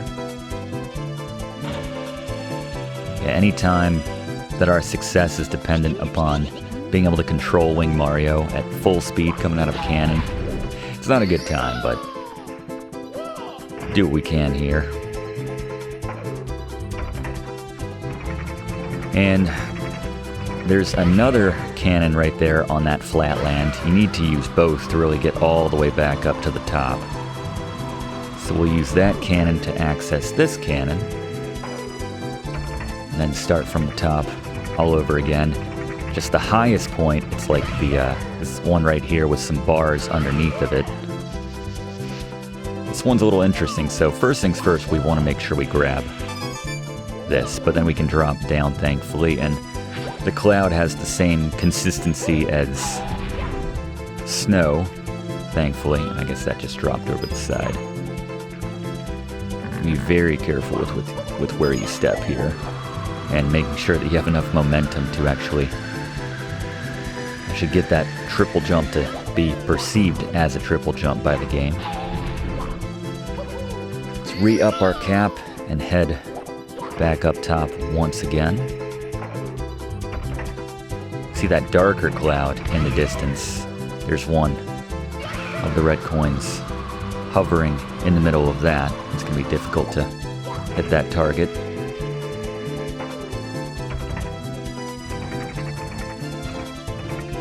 Right there, you can see it just barely render in. But we're going to go all the way up top here, because there's a couple of these to be found right here on the top. And this is just a one-up right here. A second star to be found. The only one to be found here in Wing Mario Over the Rainbow is the red coin one. And that stunted our jump right there. Might as well re-up it if we can find it. I don't know where that hat went to. And we just gotta find that gray cloud now. Just as soon give ourselves a bit. That felt good. Every now and then it all comes together.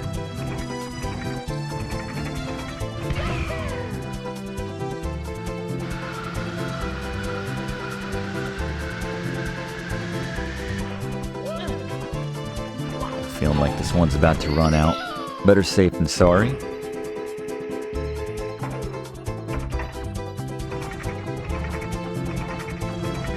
There she is up there. Let's see if we have enough lift. I think we need the second. Yeah, we just don't have enough lift without that second cannon. So we'll go from there, but we'll know where that gray cloud is by now. You have to be very careful when you do a ground pound here in Wing Mario Over the Rainbow, just to be sure that there is solid ground, by which I mean a cloud. But let's see if we can line this up. Just a little too much zip. Hopefully I put enough space between myself and no, doesn't look like it. There we go. A little more controlled this time, thank goodness. All right. I think we fly into this. Just noticed our coin and our star total for a second was a palindrome, 1991. Good year right there. A lot of the games we cover here on Video Games 101 minted that year. So for this first star on TikTok clock, you want to enter when the minute hand is at the 12 o'clock position, if possible, to stop things. Not the end of the world, if you don't. So we'll show you here, it's moving pretty fast as we didn't hit it right at the 12 o'clock position. So, Things are moving with a little pace here. You can see it affects the movement of everything in the clock outside of the enemies. If things are moving right here, I like to just do a wall kick right here to climb up. And even when the clock is moving relatively quickly, as it is right now, we can still make that jump without worrying about those things dropping us off the edge. This is a good place to die, by the way. Just this world in general. It's not a good place to die, but a regular place to die. It happens a lot. Yeah, I'd say midway up the clock overall, and this is where the star is right here in the cage.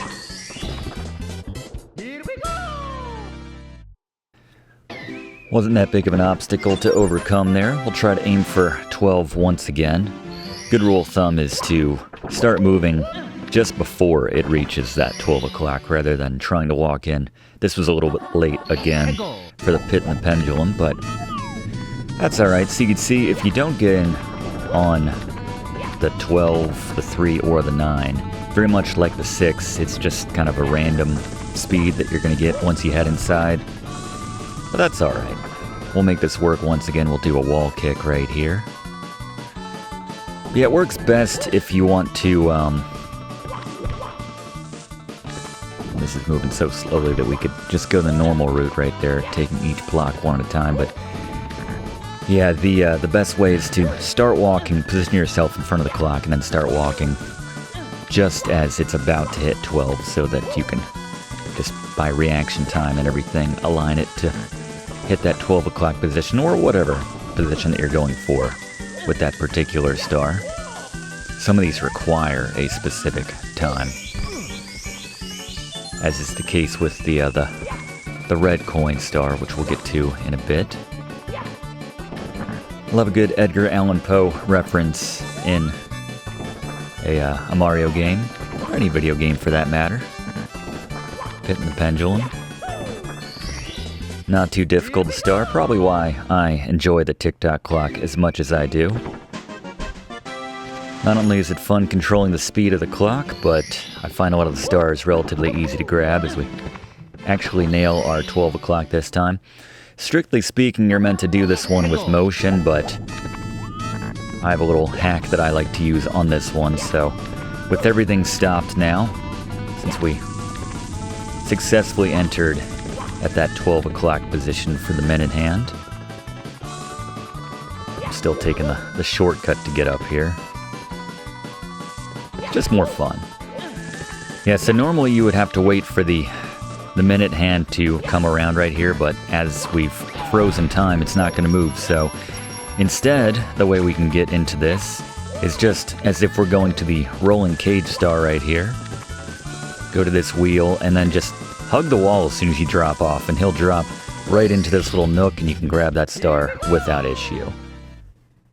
But yes, the intended way of doing that is to have some movement in that minute hand or the clock hand right there, and just ride that around, similar to what we need in this one. Although in this case we actually do need some movement, so if you want to go for the slow speed, going at 3 o'clock, that's not a bad play.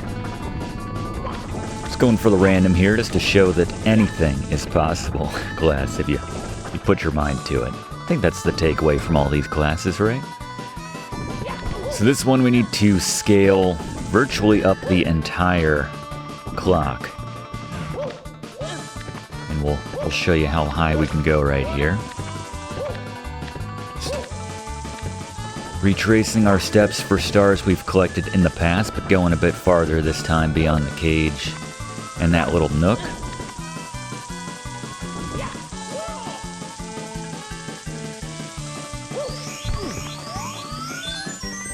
Take that. 33. You think we'd have more lives at this point. 95 stars in.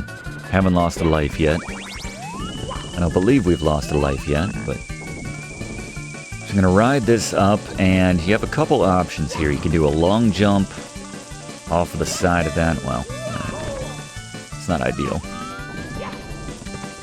I drop down here a lot, actually.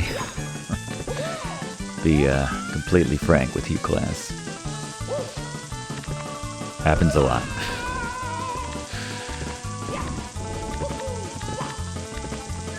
Thankfully, they have the heart right there at the top, so they know that people struggle with this, or at least I do. We also need some movement so that this platform can go up and down for us so that we can actually reach some of these heights in the clock. But yeah, the slower motion is the best.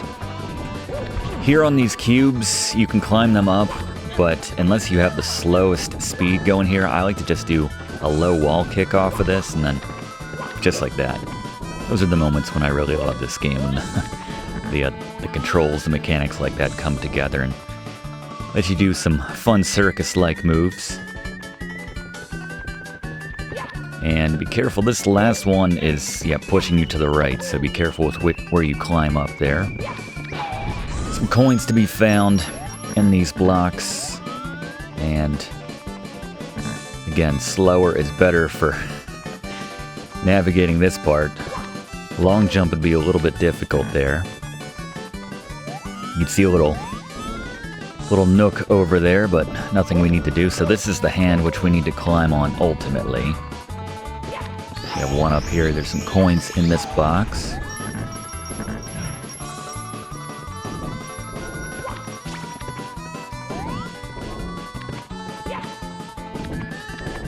And you can hear the thwomp around here, actually. There's another box of coins, which will help us towards our coin star once we do get to that.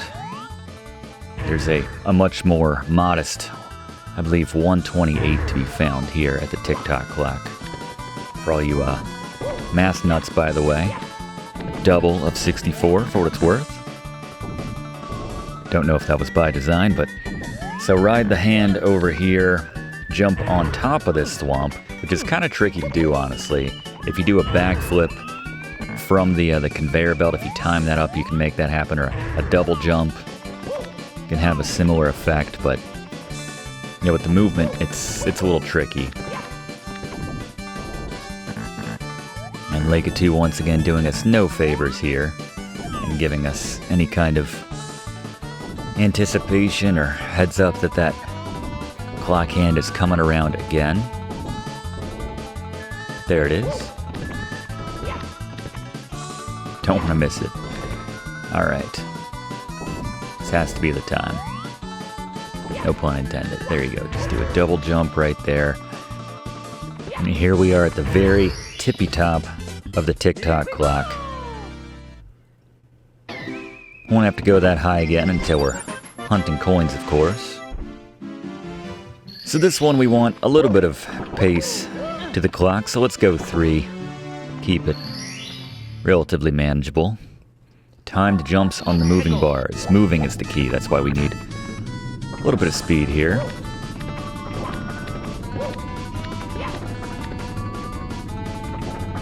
Be on that slower speed. Much greater intervals between any movement in a lot of these. Still wait just the same.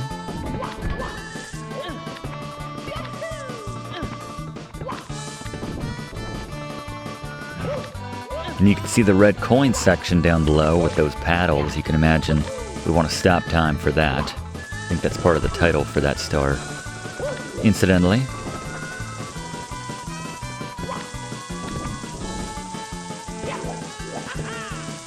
Do a million of those. He still likes to show off there at the end, Mario does. See if we can make this without any extra rounds here. So before we went up, now we're just going to get off on this floor right here and then climb these. And again, we need a little bit of pace here so that they can come out of the wall. And we can scale these up. And then the star is right in here. Simple as. And all that's left now is the red coin star. So let's make sure we go in. Hopefully that's close enough to the 12 o'clock position. Stop time for the red coins. And from the start, we're actually going to go this way. But you didn't even realize there was a Bob-Omb right there, because we've never been over to that side. Whole mess of coins, though, for what it's worth. And we have to grab the 100 coins in just a moment. A lot of these backflips here, but preferably when we have some headroom to work with. Backflips work.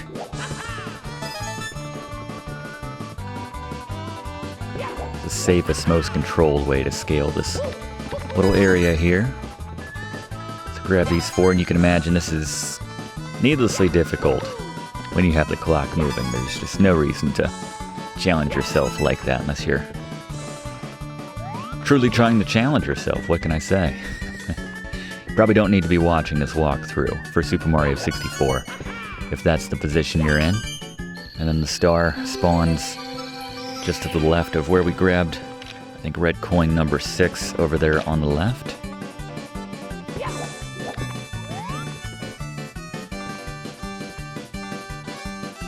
You can see there's a paddle just to the edge of it, so we need to jump off of it to grab it. But there we go.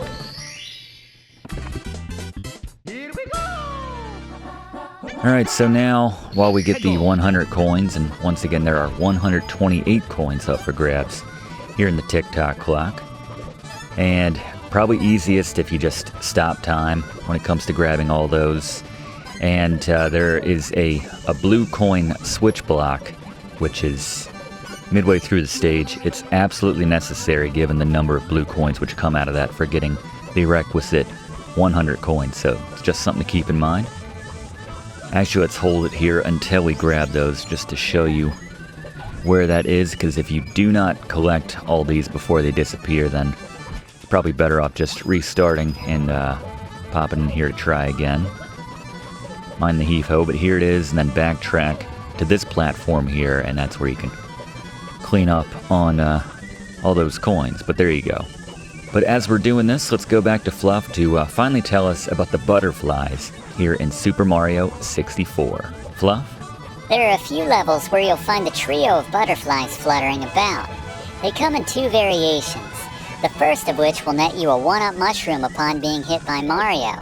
The other variation occurs in later worlds in the game, in Tiny Huge Island and Tall Tall Mountain, where one butterfly will earn you a 1-up, while the other 2 will actually explode if you touch them. Taking the training wheels off late in the game. Thank you very much, Fluff. I think miraculously, impressively, I use that very loosely, by the way. Right there, you can just use some wall kicks to get the height that you need to access these areas. You could argue that you might want a little bit of motion here on this stage, but I just assume keep things nice and calm while I grab my coins here. Still a few to get, but yes, I don't think we collected any coins in that instance when Fluff was telling us that fact. Kind of amazing. But we got our 100th coin, and now there is only one final world to play here in Super Mario 64. And we talked to Toad here already, didn't we? Let's make sure. Yes, Rainbow Ride, the final. Talking about training wheels being off, it's just one massive pit, essentially. Yeah, there's no guardrails here, so be very careful. This is easiest place to die in the entire game, you would have to say. So we'll show you how to do it here. Grabbing all 6 coins, as well as the coin star, which, not that frustrating to get, honestly. Yeah, this is not my least favorite level. Not at all, actually, but not saying it's my favorite, not saying I love it, but not as bad as you would think with it being one massive pit, as we're riding magic carpet to magic carpet for large stretches of the stage right here.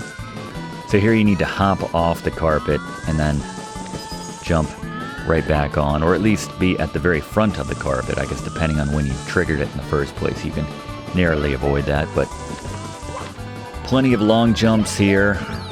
I'm playing like it's okay if we lose our first life here on Rainbow Ride. We've had one heck of a run so far.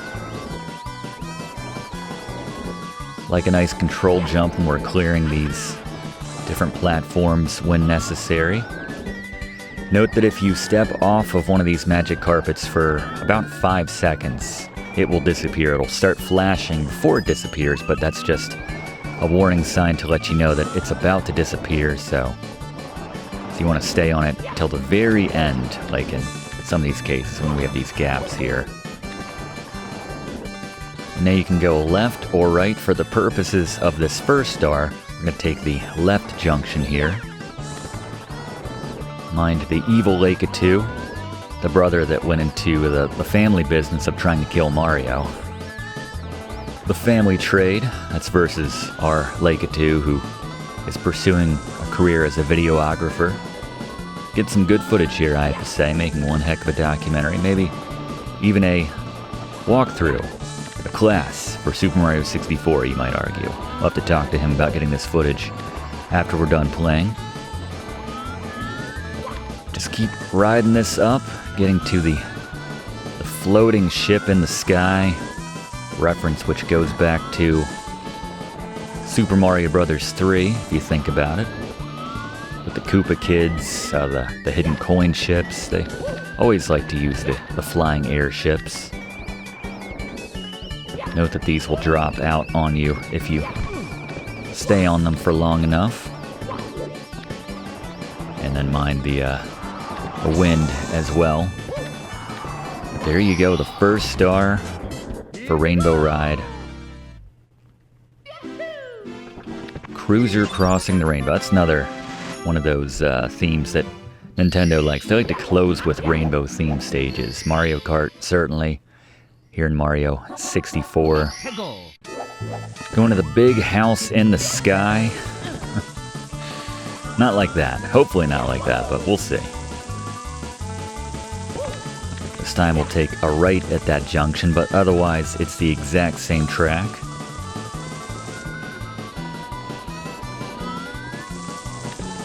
And yeah, it takes a lot of faith to just stay on the edge of that carpet when those flames are about to go off. Buying ourselves a little bit more hang time there with the jump kick. Oftentimes a desperation move, if I'm honest, but it's worked out so far. Talking about it a little bit too much, if I'm honest. In the middle of this no-hitter right here, and yeah, it's the last thing you want to be doing.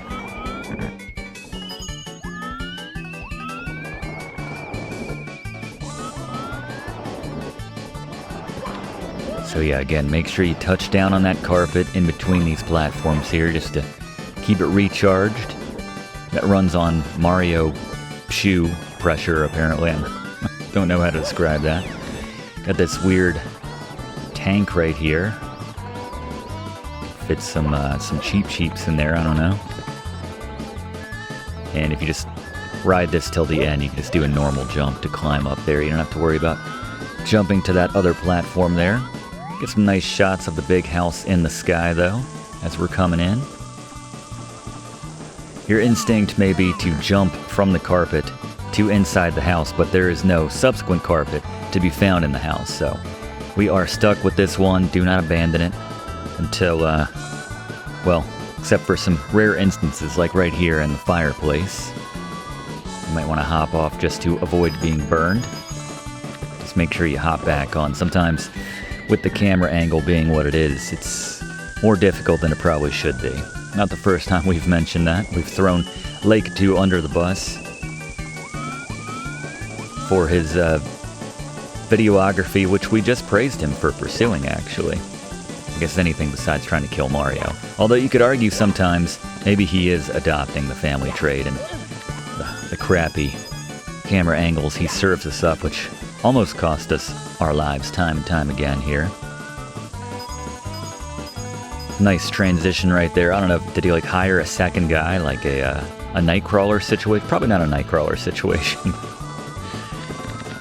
And that's an easy place where you can fall off of the carpet and then just have to quit out.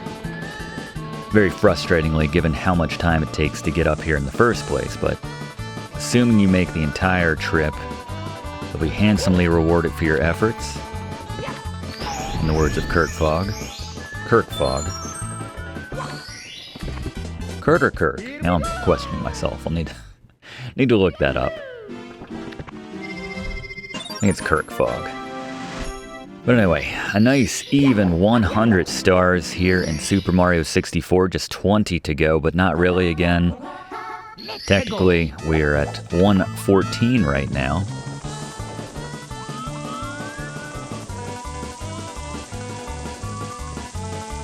With just, I suppose, 5 more to be found in here, 4 conventional stars, plus the coin star, and then the final castle star is the red coin star, which we'll find in the final Bowser stage, so we didn't miss any.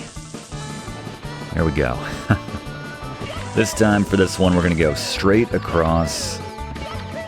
Just use long jumps to be nice and reckless. It's gotten us this far, and this is just a little playground for Mario at this point.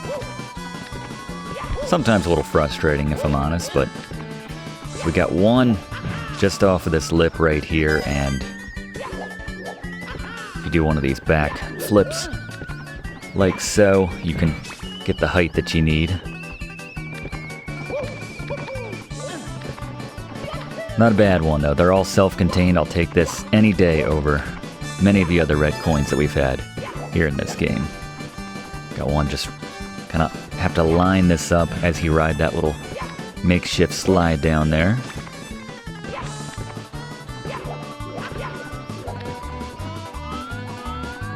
Again, more difficult than it should be because of the camera work right there, but admittedly also kind of difficult, and I'm not sure how you would frame that better to line up Mario with that coin, given that there is a wall on the other side right there. And a wall kick off of this wall on the left is a good way to get over here, so if you want to come in from the left, that works just fine. Another one over here. And then the final 2 are actually beneath us, so we can drop down here and then over on the left. So one right here, Mine the Flames. And then a long jump here. It's trickier than it seems to pull this off, but right there, grab that. Done. Love it. Take that any day. Also, probably our favorite star total, for obvious reasons here on this channel. We have reached 101 coins amassed in a maze. And just a few more to go here. Swinging in the breeze.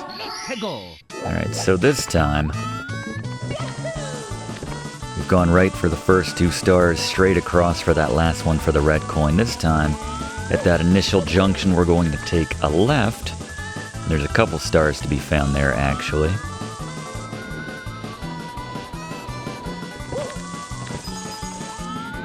Waiting for that to cost me one of these times.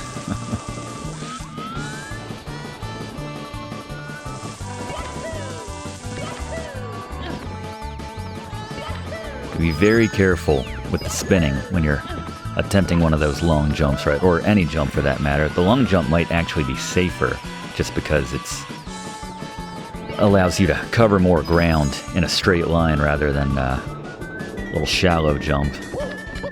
And you have this swinging platform right here.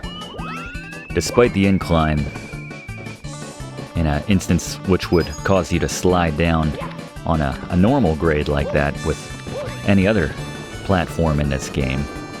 Doesn't happen right there. You stick to it just fine. Just do one of those reverse flips right there.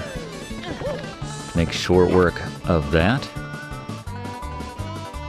And another fun little obstacle area right here. You can't jump and grab on to the edges of these boxes. You do need to jump one by one as intended. But yeah, there at the end you can just use your momentum to get it back up the rest of the way. And then one more swinging platform. And a little fire nozzle for good measure as well. But there you go, 102.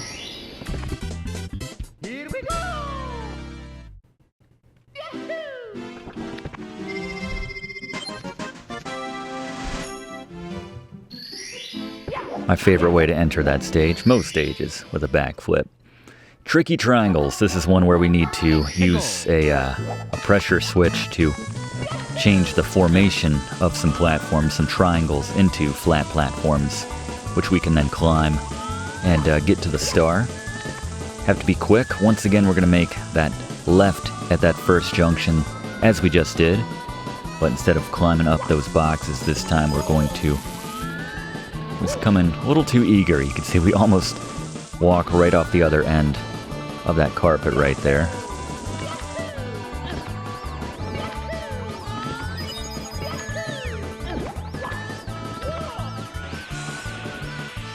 They're gonna run right past them. Don't want to drop off either when we have very little platform to operate with on either side of us. Just get enough height on this seesaw on the side we want.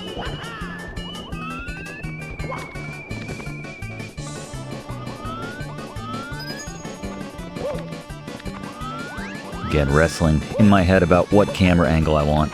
I want it right here on the side so I can pull off this reverse jump like so. And again, we're going straight across rather than going up this time. And you got these drop away platforms on both sides of this, so be quite quick with that. And now this is the switch, which changes the formation. If you don't hit it right away, if you fall like we did right there, just press it again. Make sure you have a little bit of momentum going into the steps right here, and you can see the very limited time that you have and how dangerous those can be once they revert to their normal pyramid appearances. So yes, come in from the left, and on the second one, I just like to do a backflip from this one. Get in position. If you do it like that, it's a nice shortcut to where you don't even need to be that efficient like we definitely weren't when we knocked that one out. But 103, technically 117 in terms of what we've shown. Just one last conventional star to be found in this level, in this game really, if you want to think of it like that. Somewhere over the rainbow. One last world-based star. I don't know what I'm trying to say, but gotta love the references, literary, film. Have a Wizard of Oz right there. So this one is probably the trickiest to get, just involves the most work. So first we need to unlock the cannon. To do that, we're going to head back to the red coin area, which is straight across at this first junction. I like this one because some of the most fun wall kicks in the entire game. Note that there's a blue coin switch block right there, so you can hit that once we need the 100 coins just a moment, but plenty of wall kicks to climb up there. And then talk to the cannon operator here. And the cannon is, if you recognize that, they zoomed in from the start kind of, so. But you can tell from the trim, the wood right there, that is indeed on that floating ship, which we saw in the first star, so we need to head all the way back up there, which means we need to take the right junction now.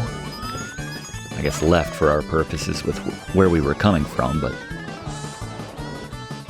and then make a left at that next junction, ultimately, to go all the way back up to that ship, and then slide into the cannon, and then launch through the rainbow, and that will take us to that final star. And then it's just a matter of getting the 100 coins for this one. And just one last fluff fact. And then on to Bowser's final stage to get that final of the 120 stars. I guess we'll pick up back in normal time after, yeah, get off my carpet there. Pick back up in normal time with our 119 stars after we do grab this final one. That'll bring our timelines in sync. Finally. You can see you don't have to do too much to avoid that blue flame if you just stick to that kind of rhythm right there.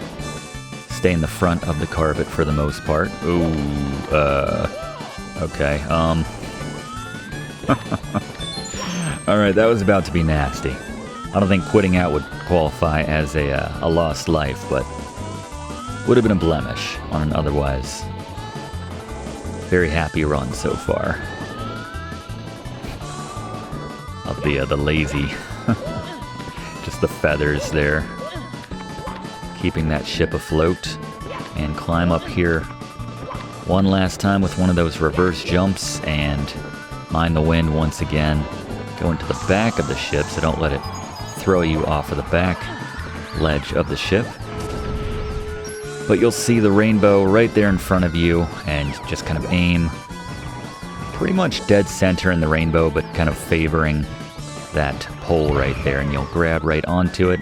Be very careful for the chuck, yeah. This would be a bad place to get thrown over the edge, so. But there you go, 104. Technically 118, which we will catch back up with now that we are going to present time and showing you the 100 coins to grab here in the Rainbow Ride stage. So be careful as you're collecting these coins. We need to visit more of this stage than we ever have before. And while we're doing this, let's go to Fluff for, one, I guess, last Fluff fact about Super Mario 64. Fluff, what do you got? Son of a... Well, there goes the clean run. All right, Fluff, what do you got? Lazy. Considering the amount of work which goes into it, you might expect more changes or more of a payoff after you complete the game with 120 stars, but that's not the case. Aside from the most obvious surprise, which we'll save for when the professor gets there, not to mention Bowser complimenting your efforts on collecting every star. If you go back to Cool Mountain and drop down the chimney, you'll find your old racing pal, the Big Penguin, has seriously let himself go, which really just means that they stretched his polygons out from the looks of it. He admits as much, citing that he hasn't raced in a while, but you wouldn't know it if you challenge him, as he's faster and more difficult to beat than ever. Considering the amount of work which goes into beating him this time, you'd think you'd get something, but there's nothing earned from this race besides bragging rights. That's always my excuse around the holidays. Haven't been gorging myself, I just had my polygons stretched. Thanks, Fluff. But yeah, my bragging rights personally are gone after that death. That is a massive bummer. By the way, 146 is the coin total here in the Rainbow Ride. So plenty of coins to grab, but yeah, just got a little sloppy at a time when we could least afford to be sloppy. And also not setting this up that well in terms of collecting the coins that I need right here. Alright, so we got that. Is that going to cost us a life? We got... No, alright, so we got the star, but we died. I am so happy that we died now earlier, because if I had my no death run compromised off of that idiocy of what just happened, I would have been livid. But anyway, yeah, if you have 70 stars, this staircase will not go on forever. If you have sub 70, it'll just go on and on forever. So that's how they do that, unless you use that little hack which Fluff mentioned much earlier. But it's time to finally get the final star and beat Super Mario 64. That's the other important part of this. So this is Bowser in the sky. Love the colors here. So move this Ocarina of Time-like block right there over that a ways to grab yourself the first of the red coins. This looks like the grade would be too steep and it would have you slide back down, but something about I don't know, it's special traction right there. But this is number 2 right here in the corner. And one of my favorite little hacks right here, if you even want to call it that, by the way, this on that tiny little lip right there is red coin number 3. Note the hidden 1-up right there. I don't care about 1-ups at this point. I will happily wear my 51 after losing that, but I love that little shortcut right there with the backflip off of the moving platform, and you don't miss any red coins by doing that. And same instance here. Something about the traction. Just mind the flames. Just time that out there before you cut through. There's one in the back. Red coin number 4. Yeah, the purples, the reds. Good colors here at Bowser in the Sky. Just an observation. Don't have to worry about this one disappearing. I like to make sure we have plenty of real estate on this platform before we jump up and go for that red coin right there, number 5, so we can slide back down on the platform. Number 6, right behind that centerpiece there on that platform.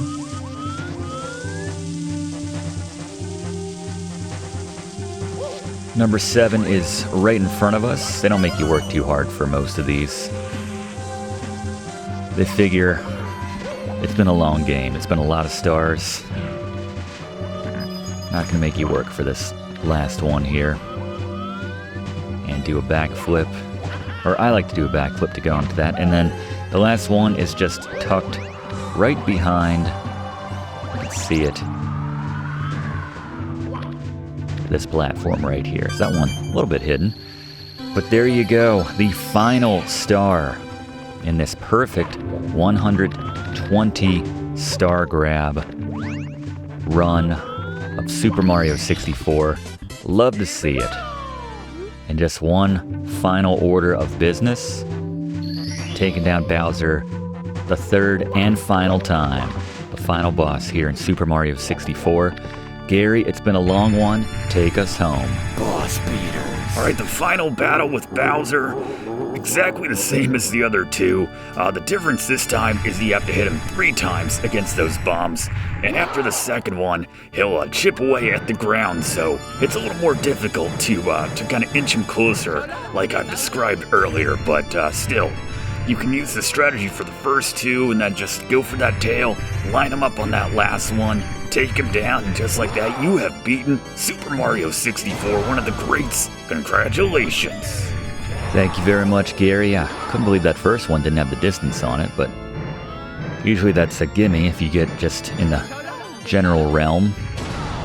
We are dialed in for this last one. Mario's dialed in. He knows that it's been a long one.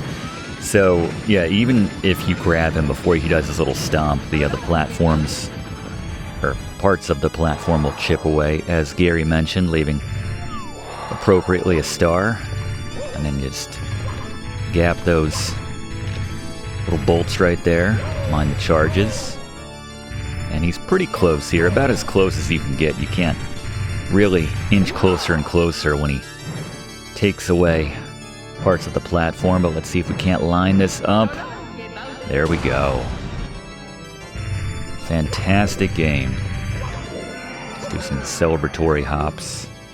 Can't stand losing to you. There are 120 in all, he says. Amazing. There were some in the castle that I missed.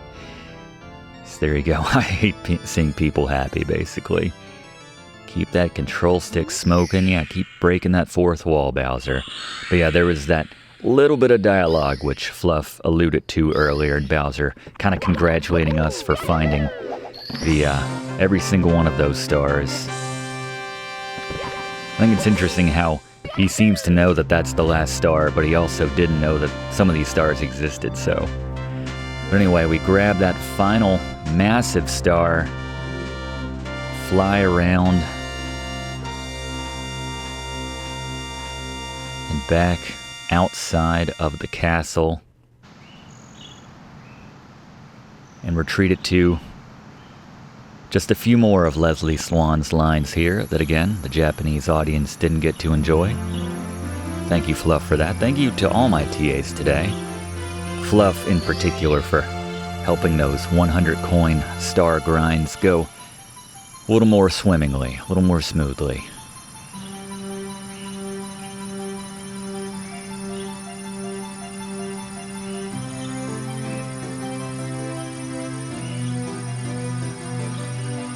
She floats down. Alright, so I guess those were multiple Toad people, but they're there ready to wait on her. Here we go. Mario! The power of the stars is restored to the castle. And it's all thanks to you. Thank you, Mario. We have to do something special for you.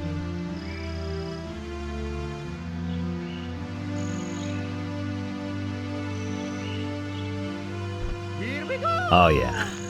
Well done, Charles Martinet. Let's bake a delicious cake. Let's bake a delicious cake for Mario. How else do you cap off one of the best games of all time? As Mario gives a look back to Lake It 2, but really to us. This is a nice little subtle acknowledgement of everything we've been through. As the birds fly off into the sun. Well, not literally, but... And now we get some nice shots of the various worlds. Some really nice music, some of my favorite in the game. So let's let this breathe for a little bit for the moment.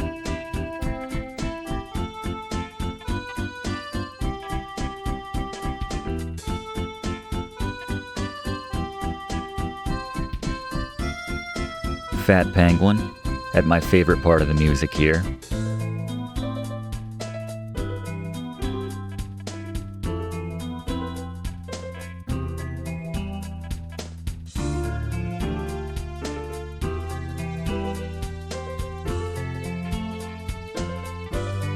Didn't talk about him, but just another solid effort from Koji Kondo, as is usually the case.